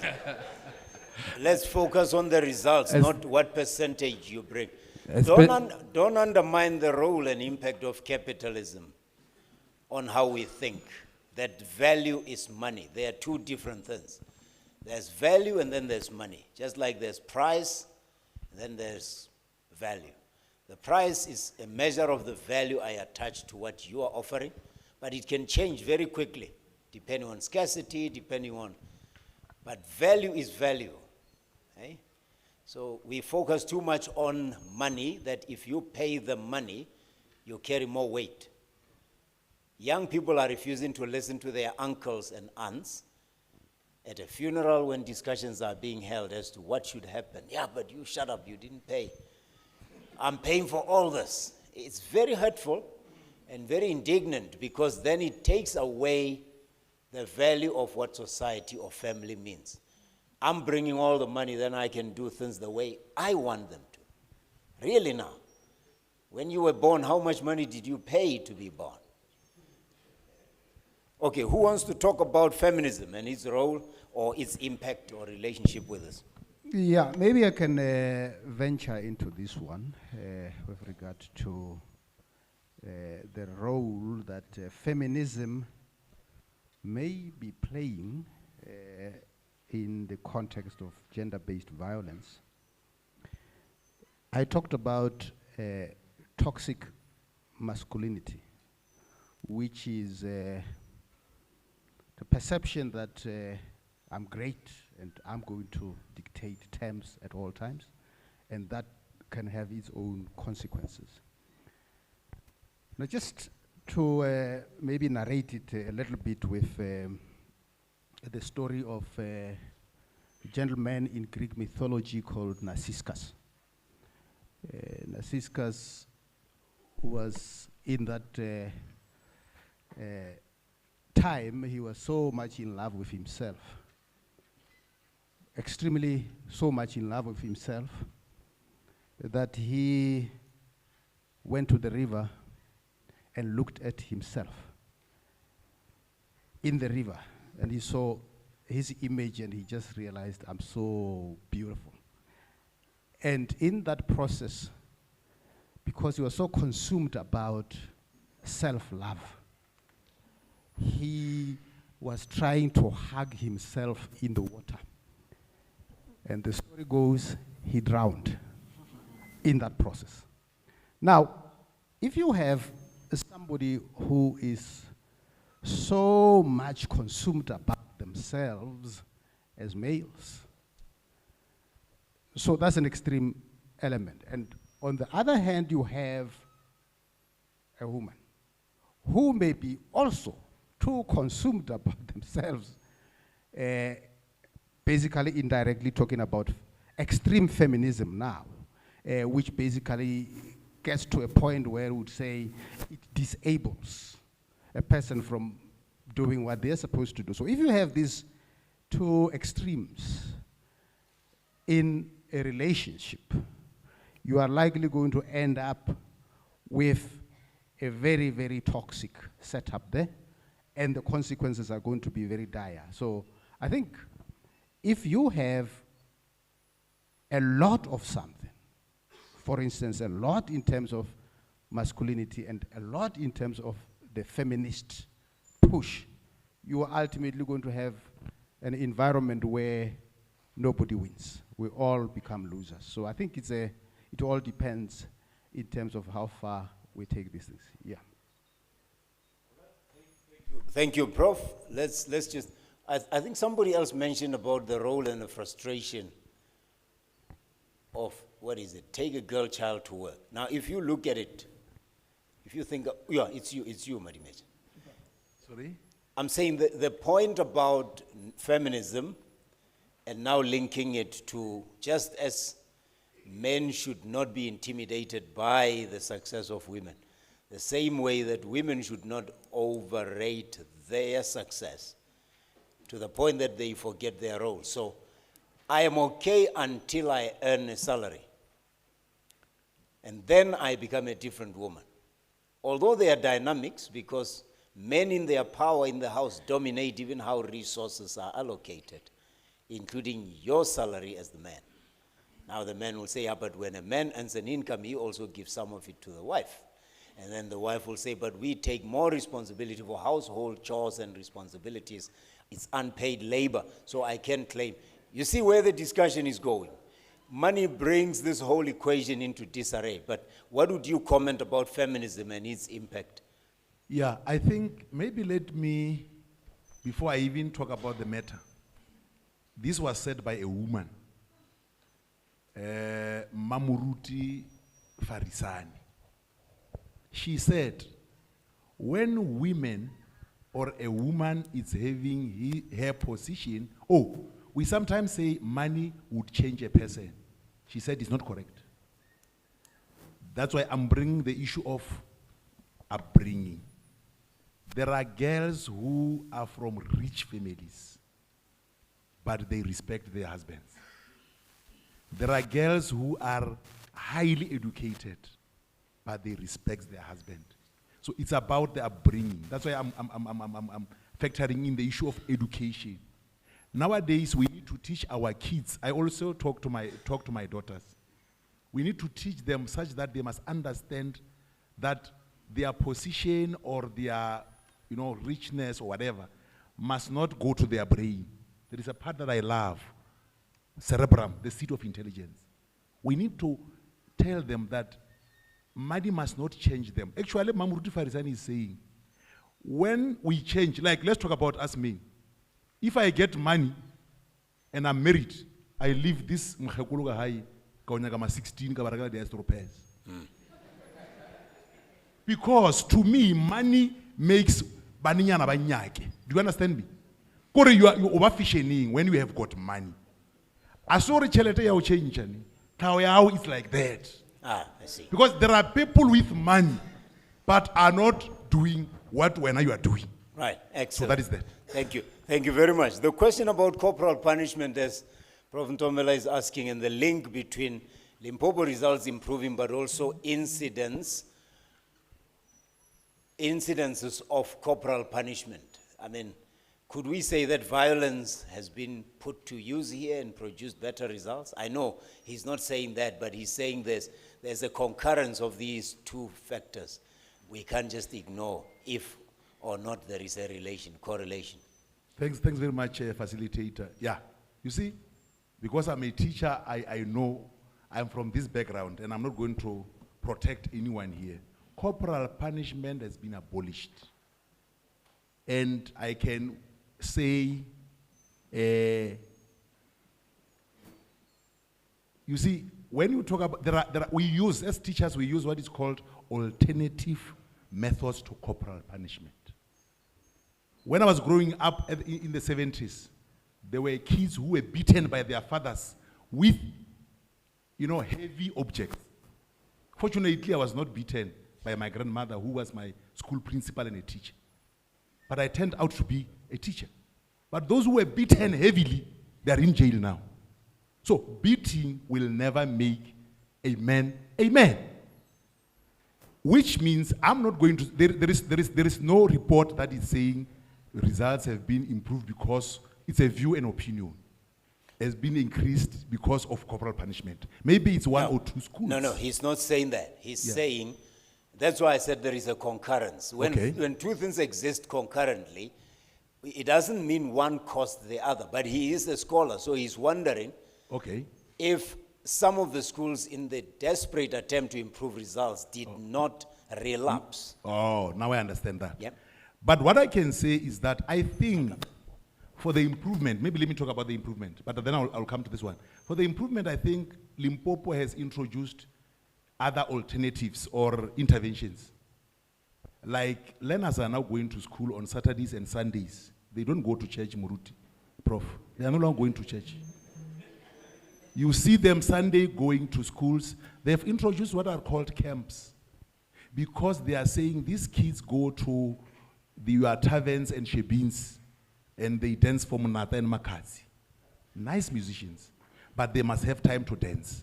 So they keep them at school and they camp. Maybe it might be that. Right. If it's that, then it's otherwise. Thanks very But much. you're not hearing incidents of corporal punishment. You're not getting an increasing tide of okay. No. I can't say I had All right. increasing. Let me give the benefit to the men who raised the question. I mean, and not for too long, but just where did you hear this and because I don't want us to deny the existence of something that's objectively there. Well, the reports have been circulating over the media that there is a resurgence, especially in high schools, in Limpopo in particular, of corporal punishment. And according to the reports, it doesn't look like there's anything legally that has been done against the perpetrators. Okay, let's just flag it because we are here. We agreed that this is not the only discussion we're going to have. I would love to improve the results, but not by reverting to violence. Although I know many parents who say, I wish they had not done away with corporal punishment entirely. That's a discussion for another day. Okay, I'm giving you a follow-up, which I shouldn't do, so you must be very crisp. Yes, so it happens that the spokesperson for COSAS, Congress of South African Students, to answer say, yes, that is the case. Corporal punishment is still in Limpopo. There is a case last week where a learner suicided as a result of being continuously abused by a teacher at school.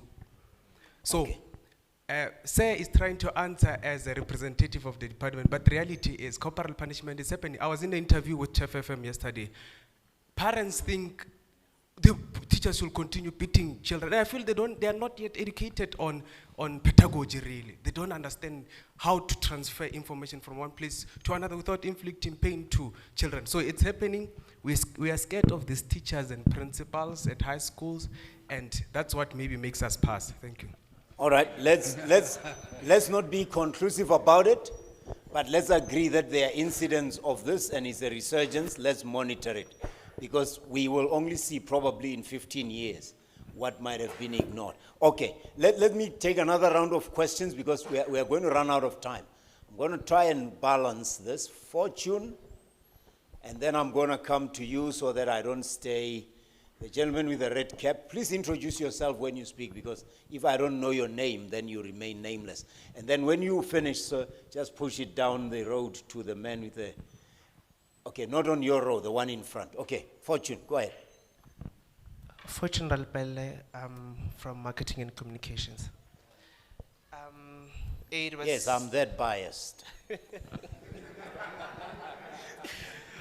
It was said that we should be solution orientated. And in all of this, the first step is to speak out, and of which is not easy.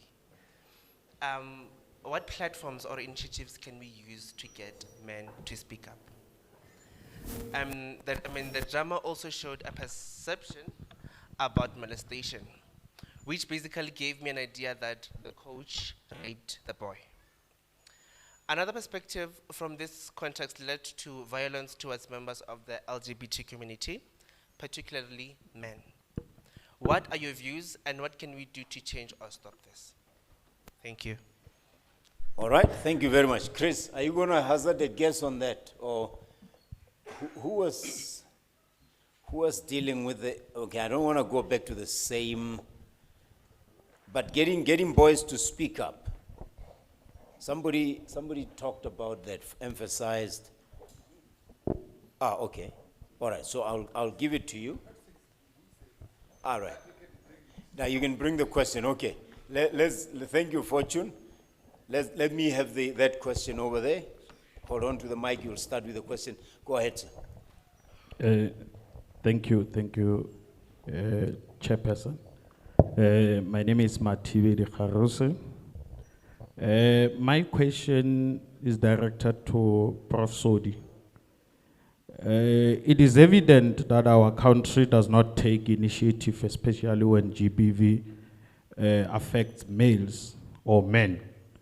As already Mr. Chipape indicated that when males goes to law enforcement offices to report any form of GBV, they are laughed at, maybe called different names, bullied, and all those number of things.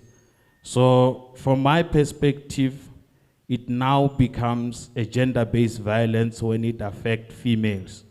But when it affects the males, it's regarded as normal. So my question is, what are the support systems that can be initiated, especially to support the survivors of gender-based violence, specifically the males who are neglected in this society? Thank you. All right, thank you very much. I think the question is very clear. Gentlemen, please line yourself up to take that one. I don't know who, decide who will be best positioned to do that. Question number 6 now, go ahead. Okay, my name is Ignatius. There is a narrative that has been said, like it's in a form of a cartoon, Tom and Jerry. So no matter how Jerry kills Tom, Tom must keep on coming into the show so that the show keep on going. So mine is referring to you as you are in front of us. These such events, I think, are the ones that implement the violence, because we come here today to talk about this, but we don't have a resolution, an action in place that makes it possible for us not to continue doing what you are doing. It is always about men, not men must stop. But what about women who can? What can you say about women? Which laws can you implement to women so that they can stop doing things that are hurtful to men, so that men can stop doing what they are doing? Thank you. Okay. Gentlemen, who wants to take that? I don't want to repeat what he's saying, but there are undertones there that we must address. Program Director. Okay, I can't. Program Director. I can't see. I'm hearing voices. No, Thank you very much. Or are you going ahead regardless? Okay. All right, go ahead, man. Yes, I wanted to stress that we've been raising our hands here from the first round of questions, and maybe it's because we are at the back, we are not visible enough. And I see that you are giving the panelists to take those questions. The second round of questions still were not recognized. I don't know if we are still going to be given another chance or what, or maybe. I'll tell you what, you jump the queue, just ask the question. Oh. Yeah. I have the first comment. I want to plead that the subs be given maybe 2 minutes to respond to the points of Mr. Chilizi about Section 2116 of 1998, that police are not doing enough. I want to hear from their perspective so that we can have more understanding, because we believe that the police is the peace maintenance. So since they are here, we can't finish this program without them at least responding to that. Got you. And then, because it's a I jump line, let me just ask one question from Prof. Saudi. He said he allowed the criticism, but I don't want to critique him. I just want to state that he spoke much of the factors of GBV, not solution. I want to understand how, as students ourselves, because we are students, can we solve this alcoholism as a factor that leads to GBV, or how can the state assist us with this one level of individual? Thank you very much. Okay, thank you. Professor, you mark that. Let's start with you. It's always better. And South African Police Services, are you still here? Yes. The point about you playing a social work role and counseling rather than law enforcement, and I see the intentions, but they're saying the impact is that, unfortunately, perpetration continues. Prof. Sodi? Yeah, I think the questions or comments that have been raised to a large extent are going in the same direction. The first one about being solution orientated. The second one around what are the support systems to assist in terms of dealing with GBV. And the last one up there about what are the solutions for GBV. So I think it's appropriate for these questions to come. Well, when I came on stage to talk about the psychosocial factors, essentially I was sensitizing, should I say, the audience about the factors that really play a role when it comes to this. And so obviously within that short space of time, one wouldn't have touched on a whole range of factors, including the solutions. But just to be very quick on that one, I think there are many platforms for us as communities to find solutions for gender-based violence. The first one, of course, would be our churches. I think the pastors, reverends here have talked extensively about how the church plays a role in terms of this. So I would say the structures that are there in communities could assist us in dealing with some of these problems. Of course, one of the observations is that the family today in our communities is collapsing or has collapsed for a whole range of reasons. And I think that is one system that we really need to strengthen and make sure that if you have a structure as a family that is strong, you are likely going to preempt some of the problems associated with gender-based violence. Excuse me, Prof. Okay, we admit the family structure is broken. Yes, yeah.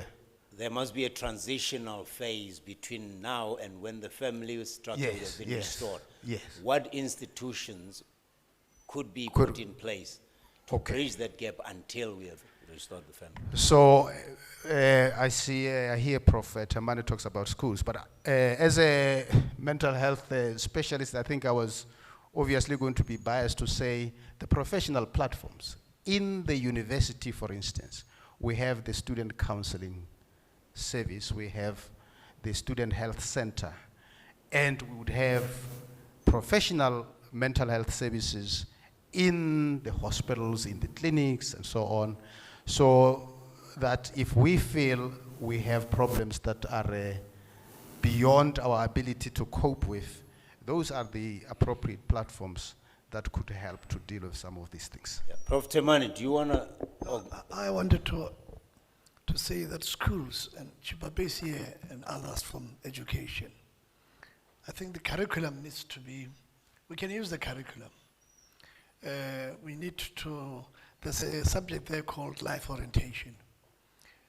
I think that subject should be strengthened because we don't have maths and science problems only in society. We have relationship problems. And I think it's high time that life orientation should be strengthened and be taken serious so that some of these things we can teach them there. You know, we don't have to wait until there's a problem.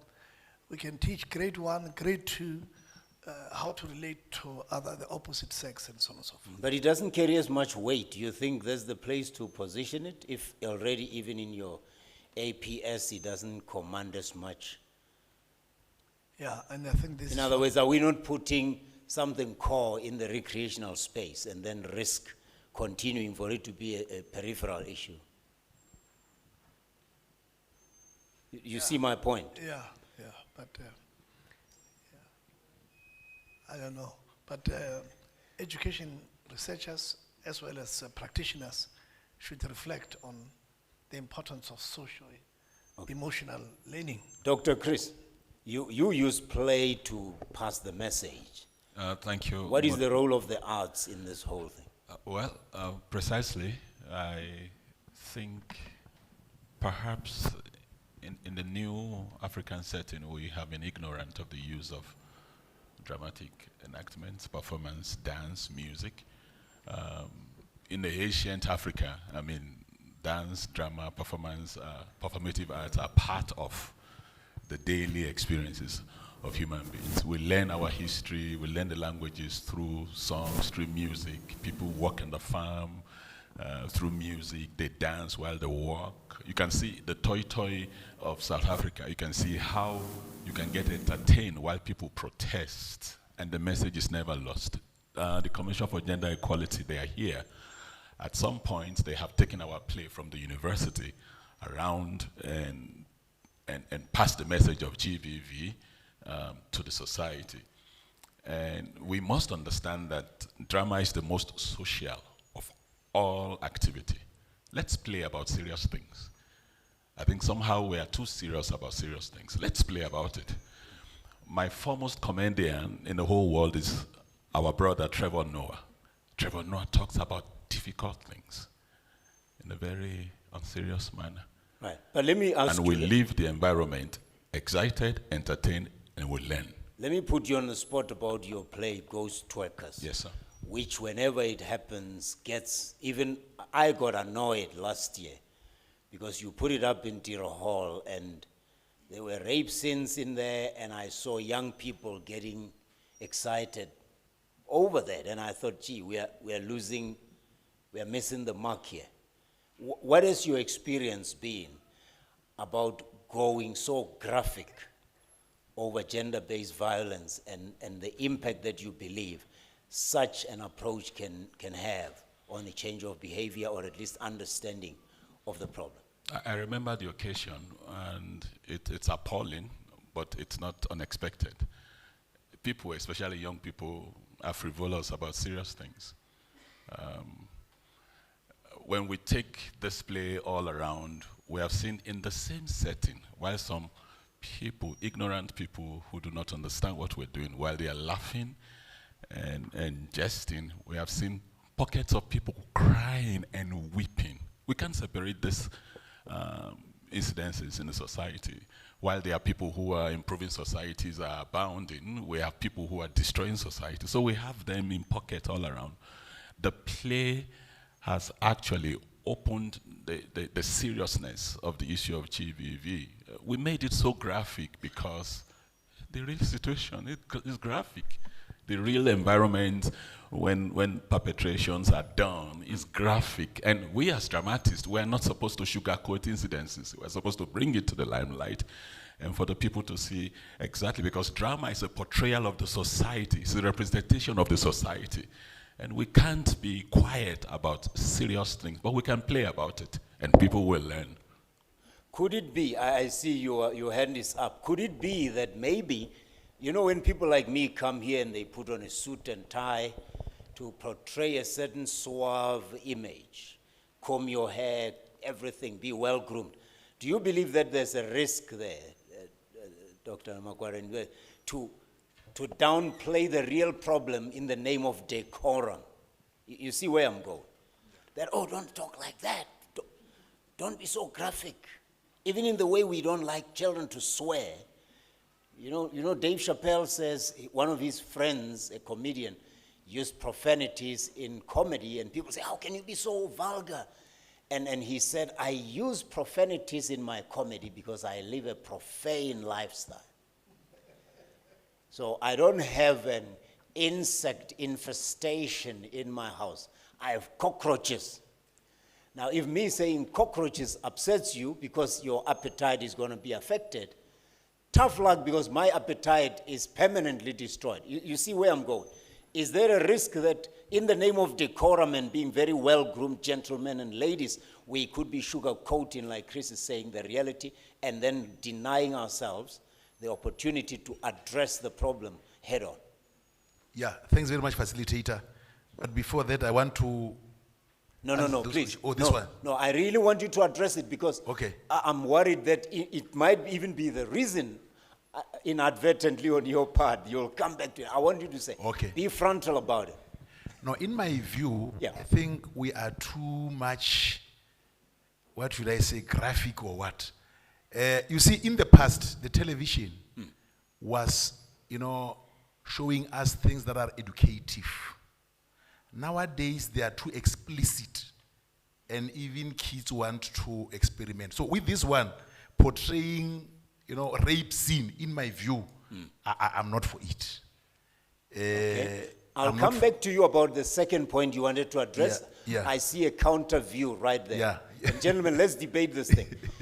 Does Yizo, by showing the rape scene in prison, encourage people to go to prison and to rape other men, or does it show them the risk and discourage them from indulging in criminal activities?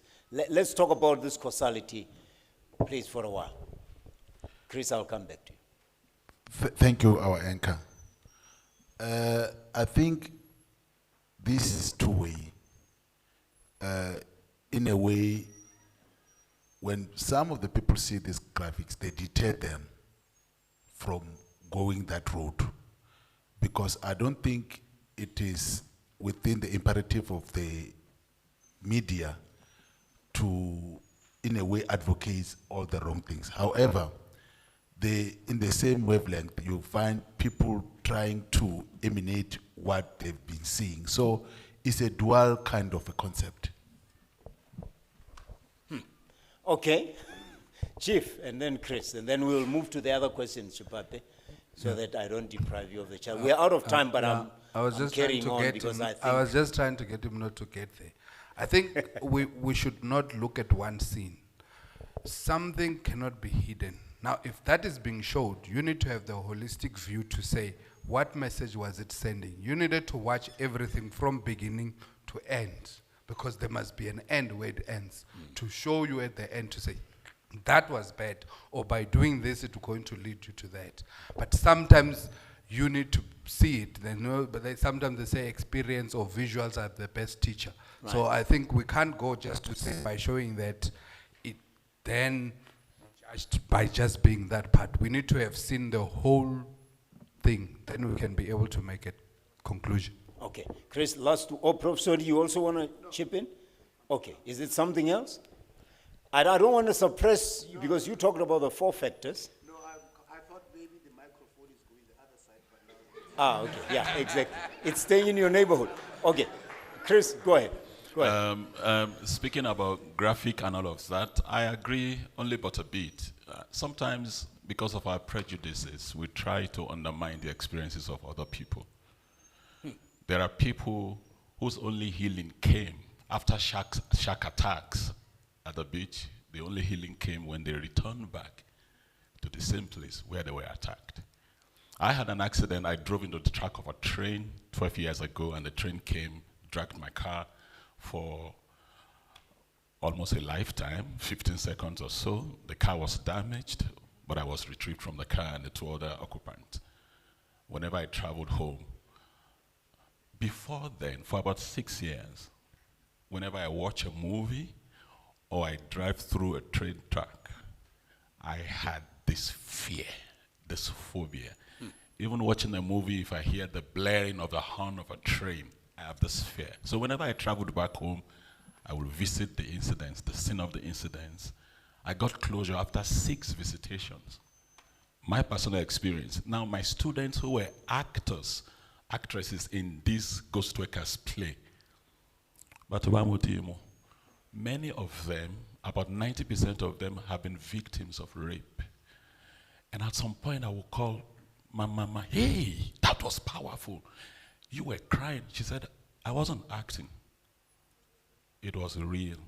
It brought back the experiences that I had since I was 9 until I was 19. And doctor, I'm free now, I'm healed. How can you take such experience from the actor? We have developed 2 papers concerning the ethnography of performance on the stage, why healing people, bringing healing to themselves. We can't throw this away. It happens, it's happening, it's empirical. Theater is essential to forge the thinking and the perception and the changing of attitudes and minds in society. All right. It's my profession. I live it every day. Thank you. Okay, let's go to the other question, Madi Major, but before that, let's talk to Shilis. Thanks, Program Director. I just want to come in before SAPS could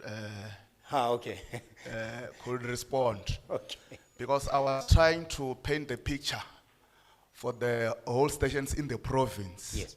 So if we put them as the station may be at fault, I don't think we are going to win it that way. Because that might or can be answered correctly by the district commander, who then have some stations within his precinct who are not complying fully. Right. Or the provincial one. Them or the Mankweng one cannot come straight to that one because they might be fully complying. They don't know as to who are they who are chasing people away. I think I've come to a rescue, isn't it? Right. Yeah, you have. Ignatius, will you be happy that we table this at the next session? We're not going to sugarcoat it, but I'm sure you will agree that we can't transfer the center of gravity incorrectly.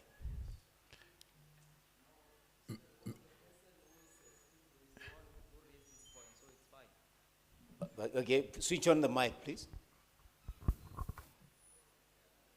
Fine. Yeah, now you could be heard. Say your answer again, please. No, I won't be happy. I want to hear the perspective of SAPS. I believe that when they are here, they are representing SAPS. Yeah, but do you so understand? perhaps they can at least say something. Even if they go to that extent, what they can say here, we can learn from them. Thank you very much. Okay, but you understand you might not get the answer you're looking for, or the intensity or the extent of what you're looking for. Yes. Okay. All right, maybe let's not start, let's stop tap dancing around. South African Police Service, you're here. Let's not leave it until the end so that we can put it to bed. Yeah. In the context of what Chief Chiles now has said, also qualifying what he had been saying.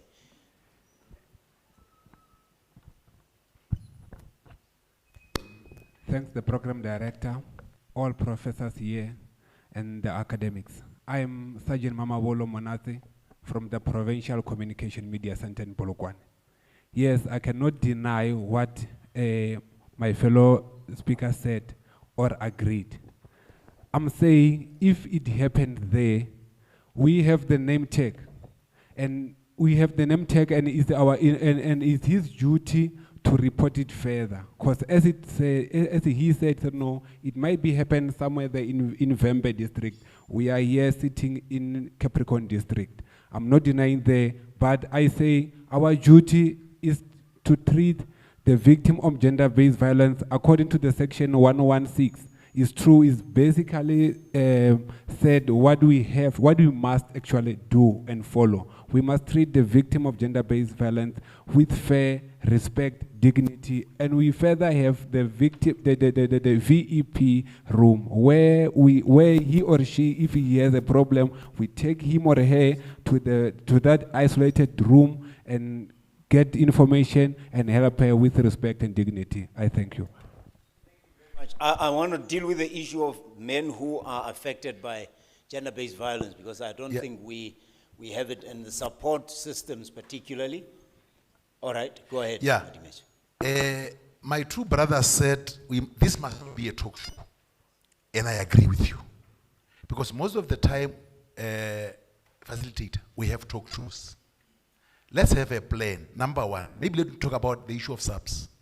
When you go to the police station to report that maybe your wife has damaged your car, there's no privacy. That's the first thing. Because a woman is reporting rape here and the police are laughing. You are reporting that your car is damaged. So I think police officers need to be retrained to handle these cases. And there should be privacy. Maybe booths should be there. When you report your issues, it's like when we vote, it's secret. Why when we go to police station, must it be public? Another thing is the issue of, like, I'm a teacher.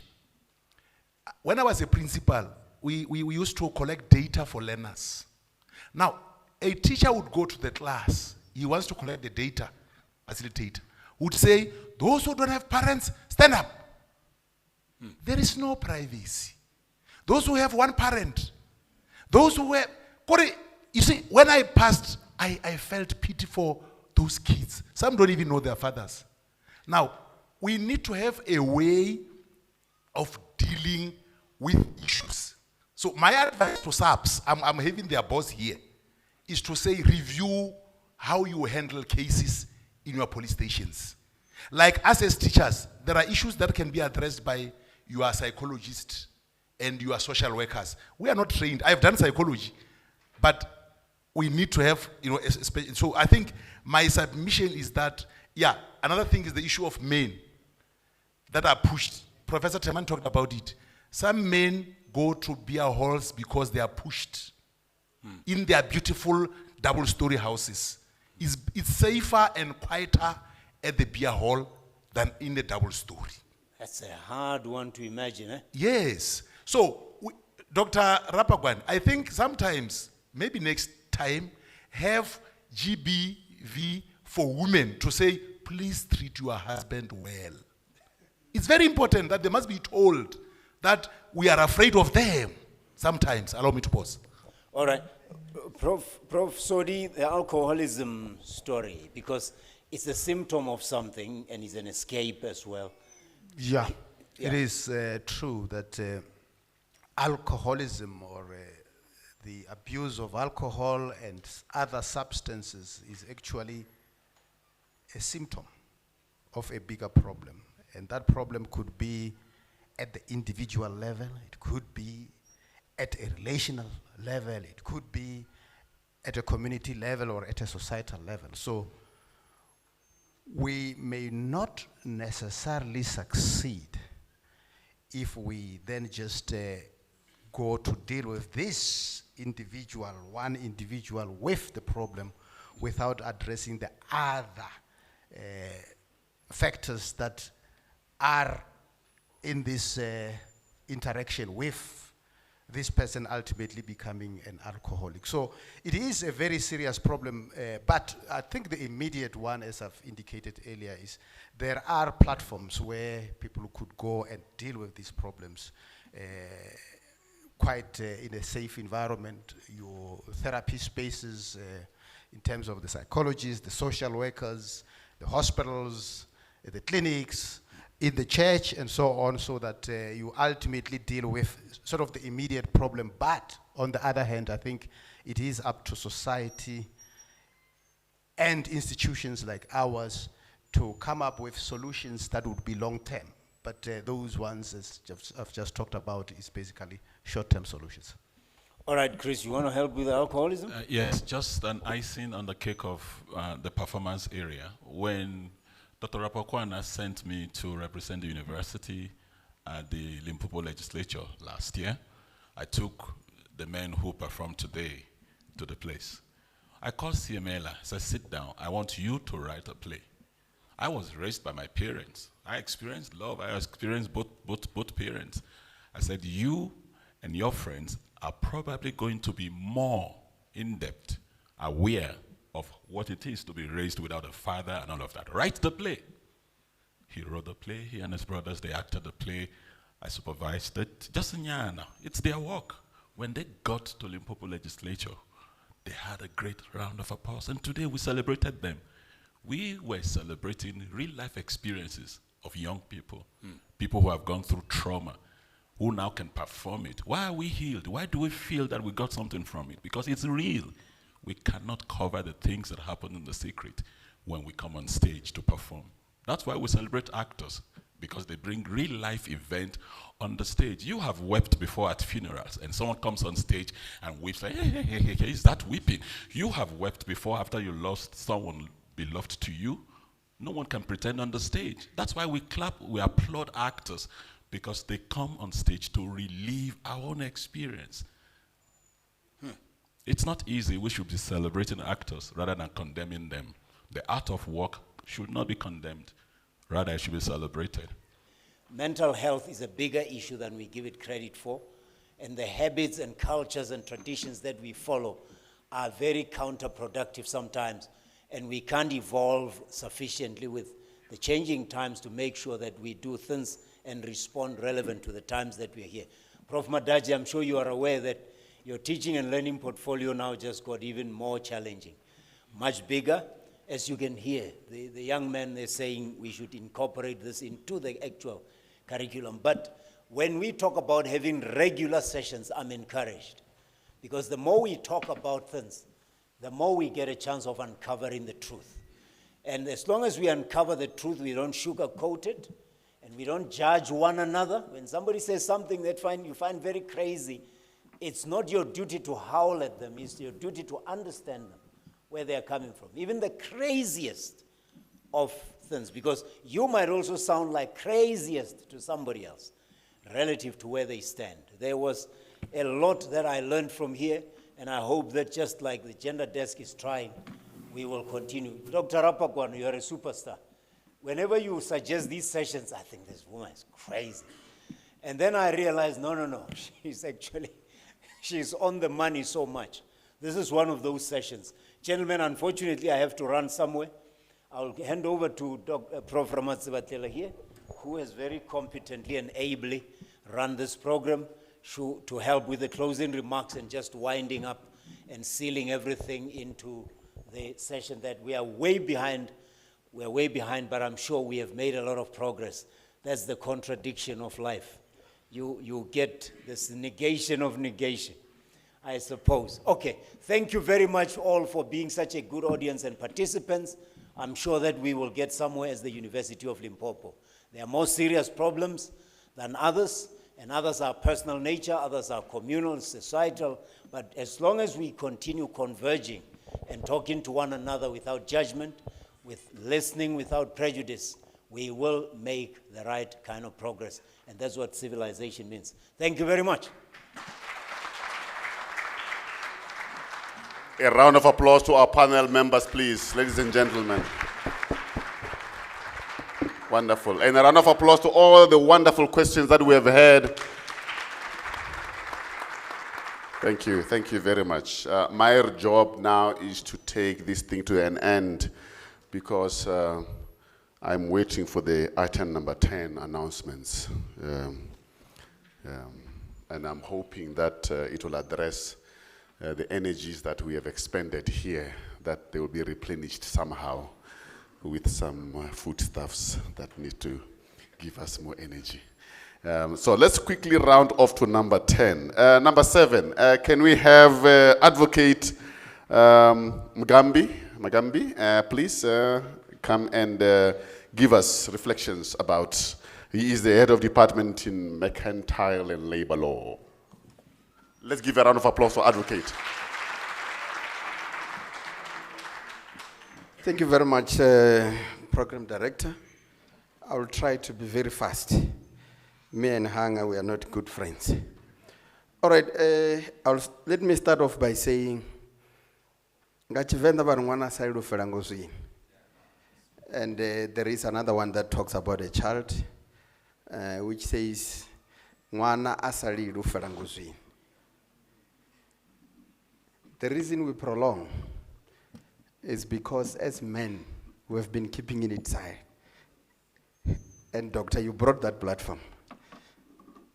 That is what we were doing here. I'll try to be very short.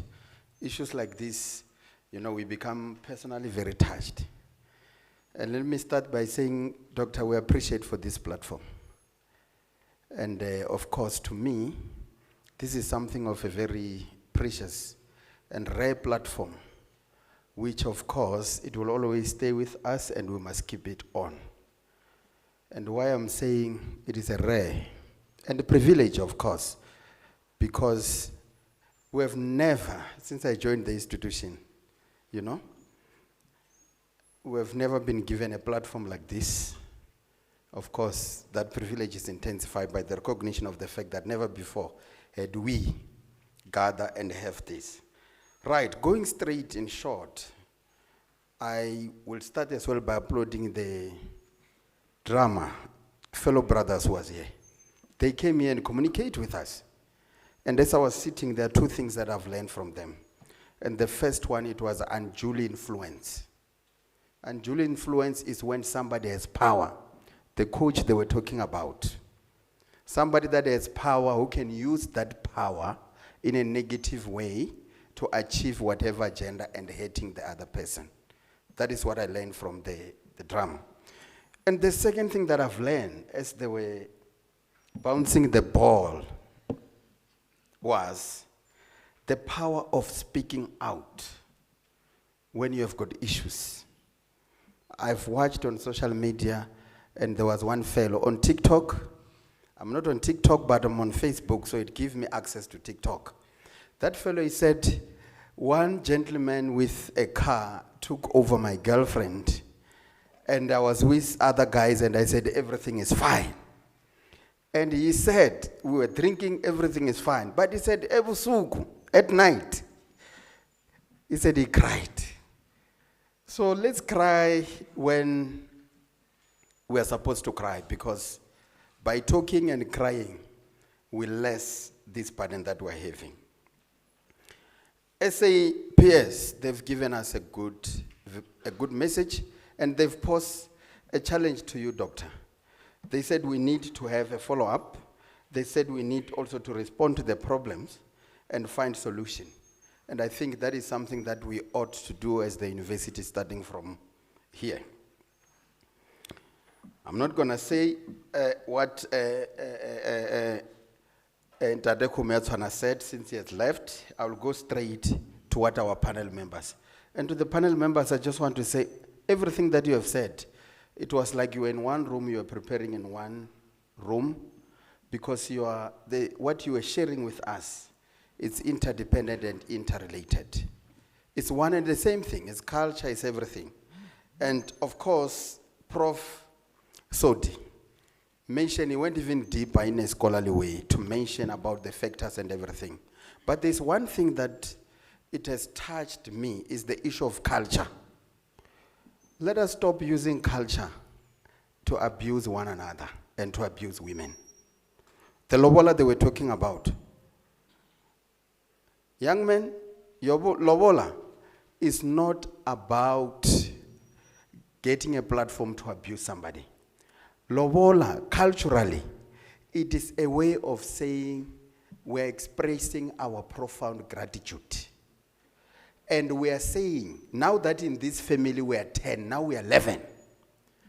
Now that in this family we are 10, Now we have other families, the mother-in-law, the father-in-laws. When we have funerals, when we have weddings, now we are in numbers. You need to get that very clear.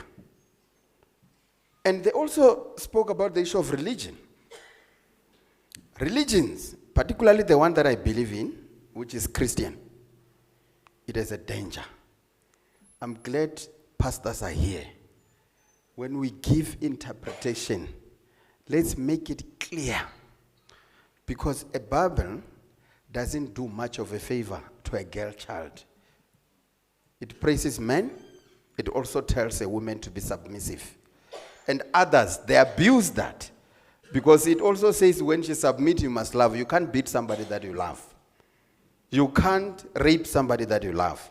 So I'm just saying, let's extend that explanation in our teaching. I will combine the remarks from Prof. Temane and Chief Tidiela. He's my brother, he's also my friend. One thing about him is I've been knowing him for many years. He's one man, if I hear that he was fighting somebody, I can defend him even though when I was not there. It has happened in many occasions, but let me not go there. But I'm going to combine the two. What Prof said and him, they said we need to train. And as we are men here, if you check our government, they are busy doing much on a female child than male. And at the end of the day, in terms of statistics, it's male who are doing that against women and children. In Chivenda, they say if you want to kill a tree, you must make it a point. You go to the tap root, you cut it from down. Because if you cut it on the stem, it will still grow. So the training that both were talking about, and Prof said, communication is key.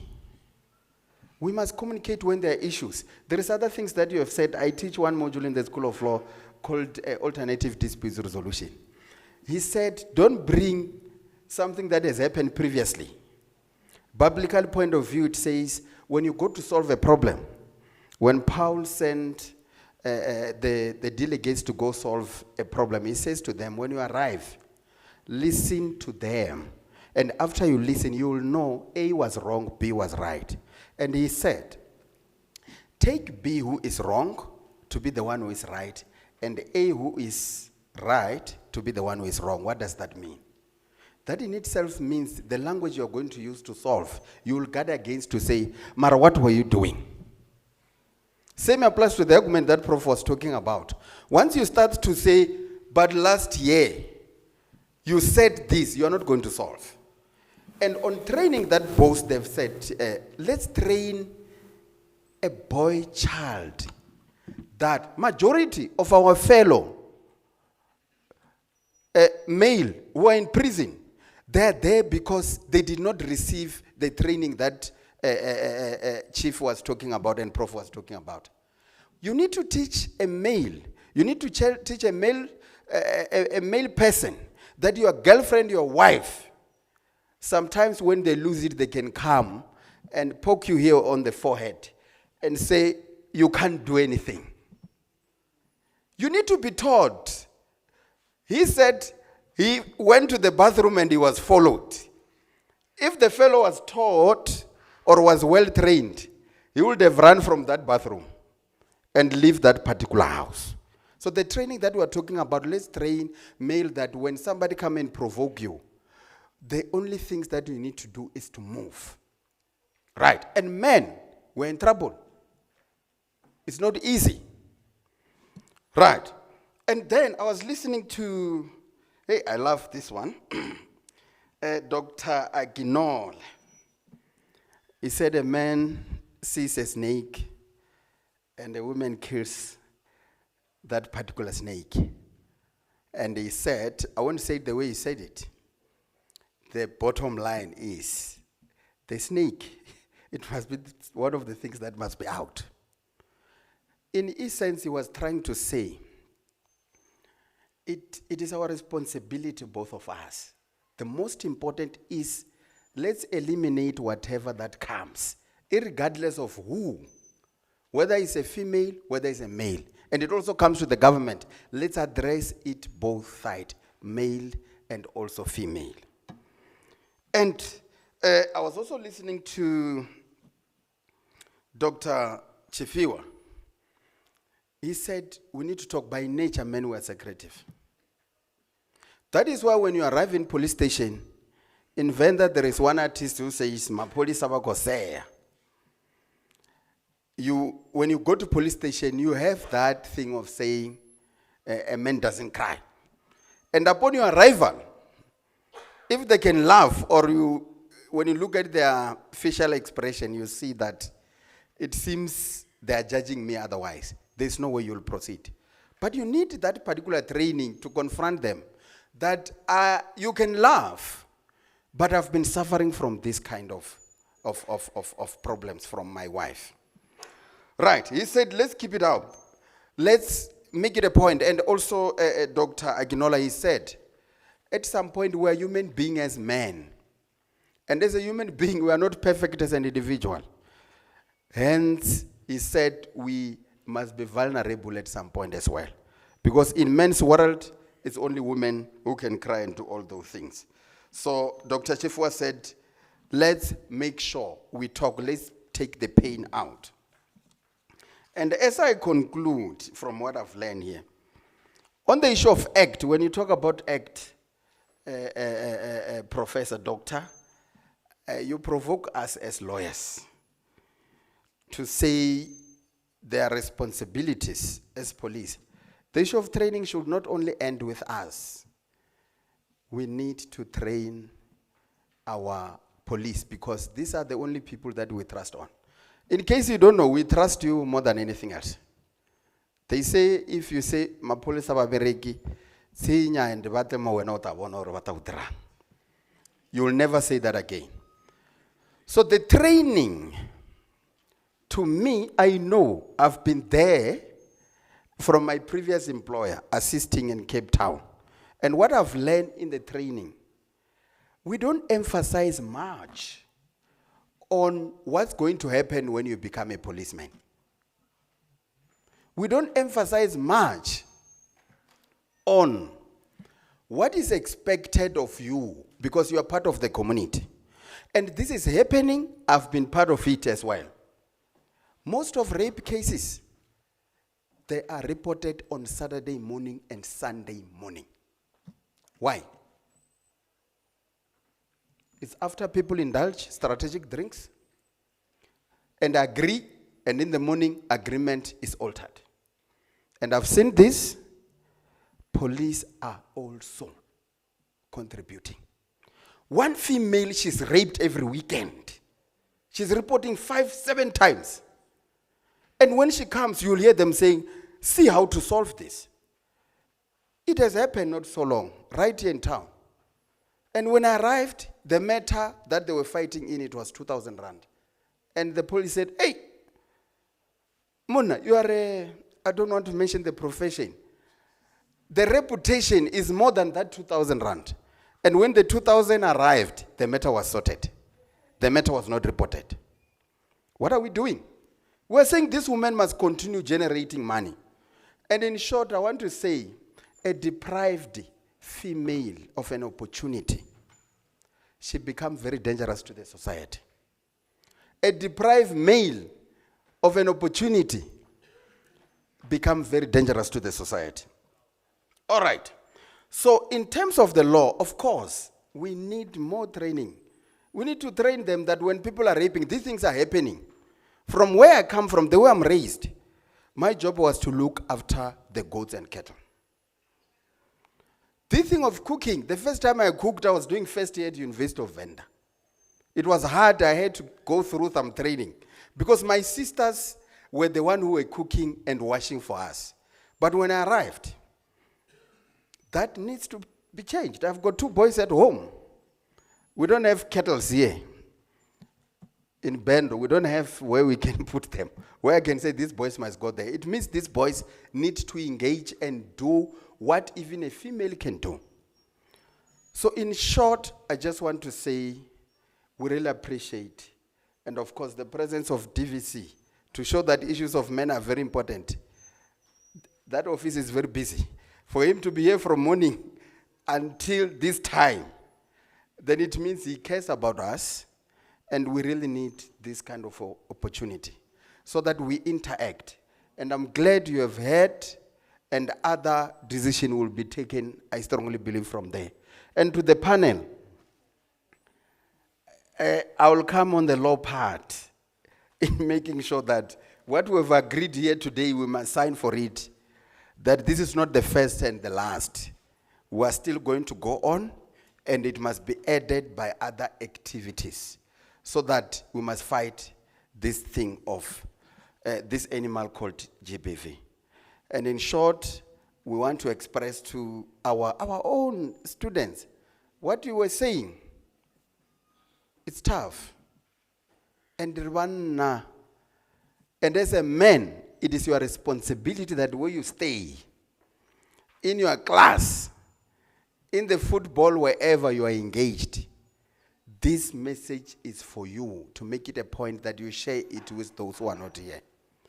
And in short, thank you very much.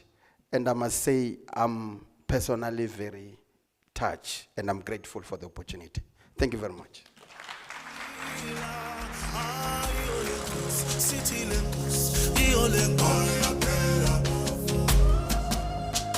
Thank you, Advocate.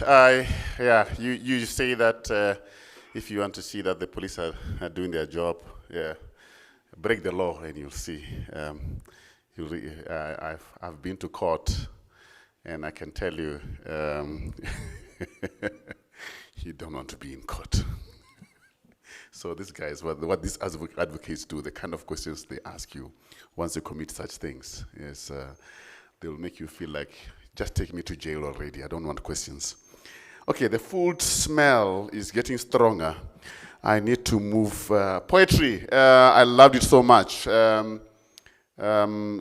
Sequela and friends, please come back. I hope you are still here. There they are. Please come. The food is the smell is getting stronger. From where I'm sitting, the smell is coming right through the door, and it's killing me. I want to get my hands on that food. And you're coming along. Do you want a revolving mic? Oh, this is fine. Wonderful.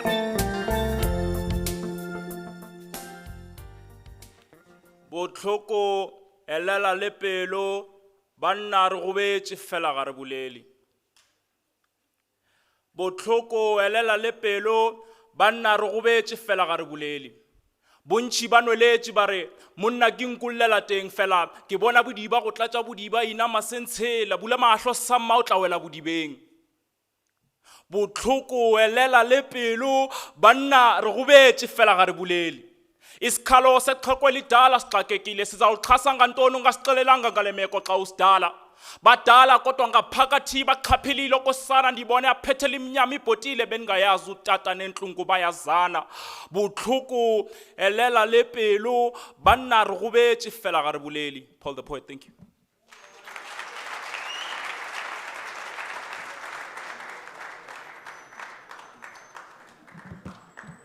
Short, effective, straight to the point, articulate, clear. One round of applause to Tabor and friends. Wonderful. They keep on opening the door, and the food smell keeps on bothering me. Mr. Malus Ngumalo is our director for Student Life Governance and Development. He is going to deliver a vote of thanks. Please, let's welcome Mr. Ngumalo to the podium.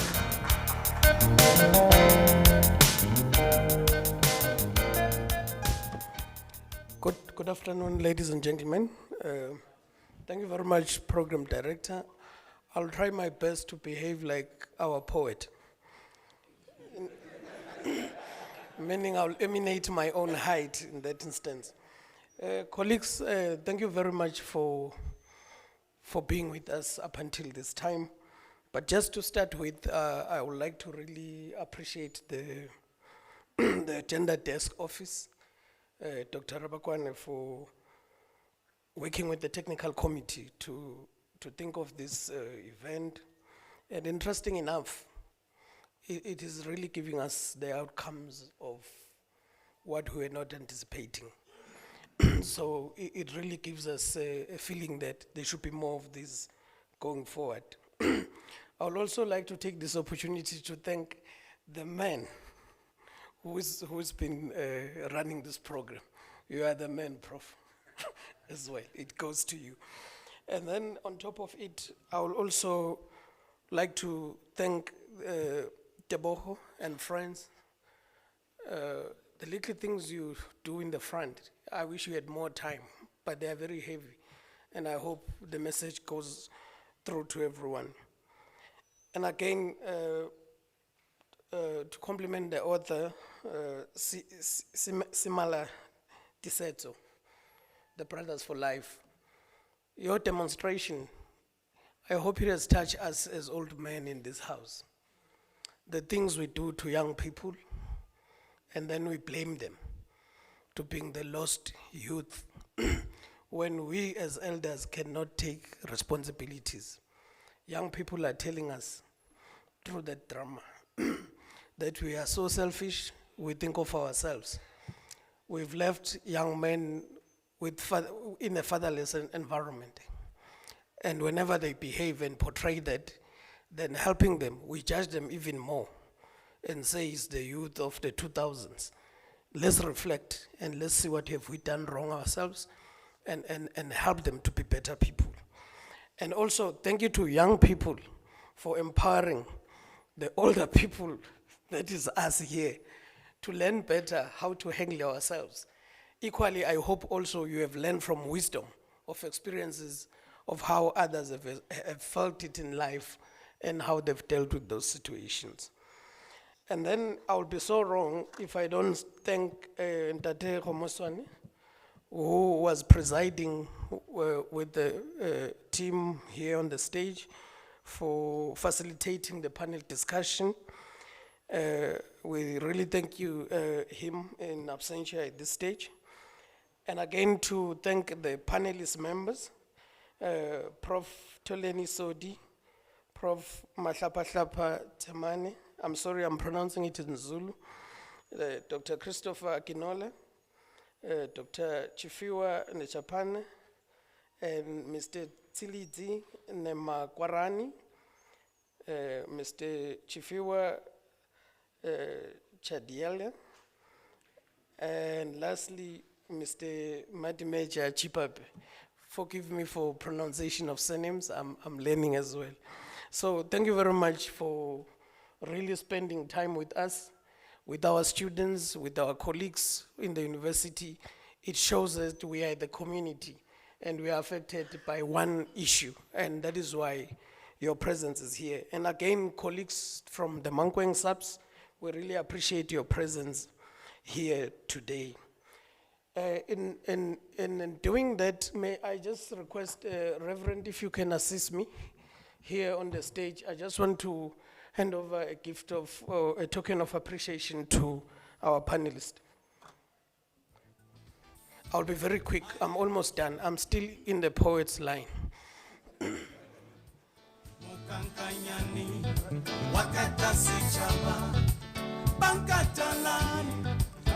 Just because of time, if we can just stand in the front against the...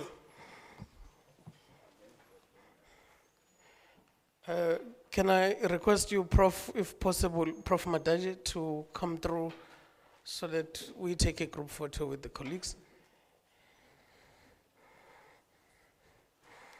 And I believe I did skip to thank Prof. I apologize for that.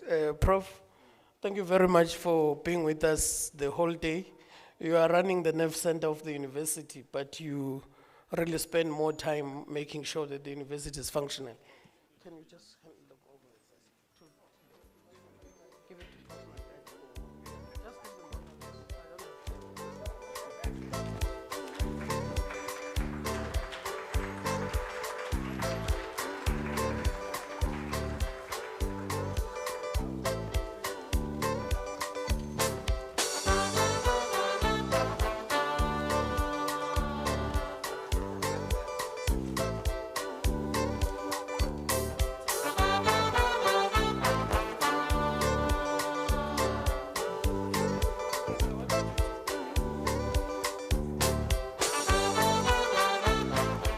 You will confirm with me when we are done, Mr. Cameraman.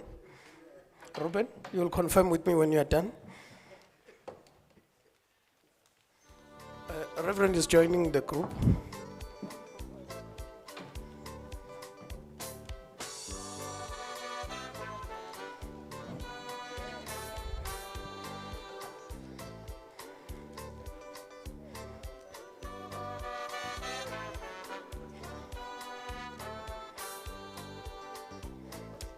Okay. Yes.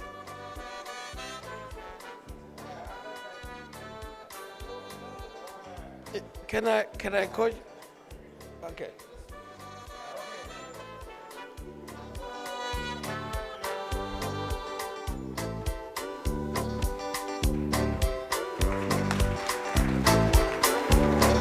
Thank you very much. Thank you very much. I think I've done my part. Thank you very much, Program Director.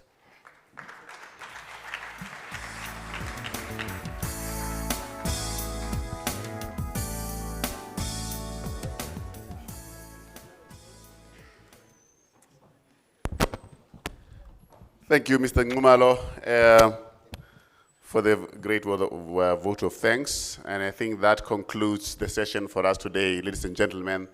That is the voices of men, the gender-based violence dialogue we had, great panelists, great questions coming from the audience.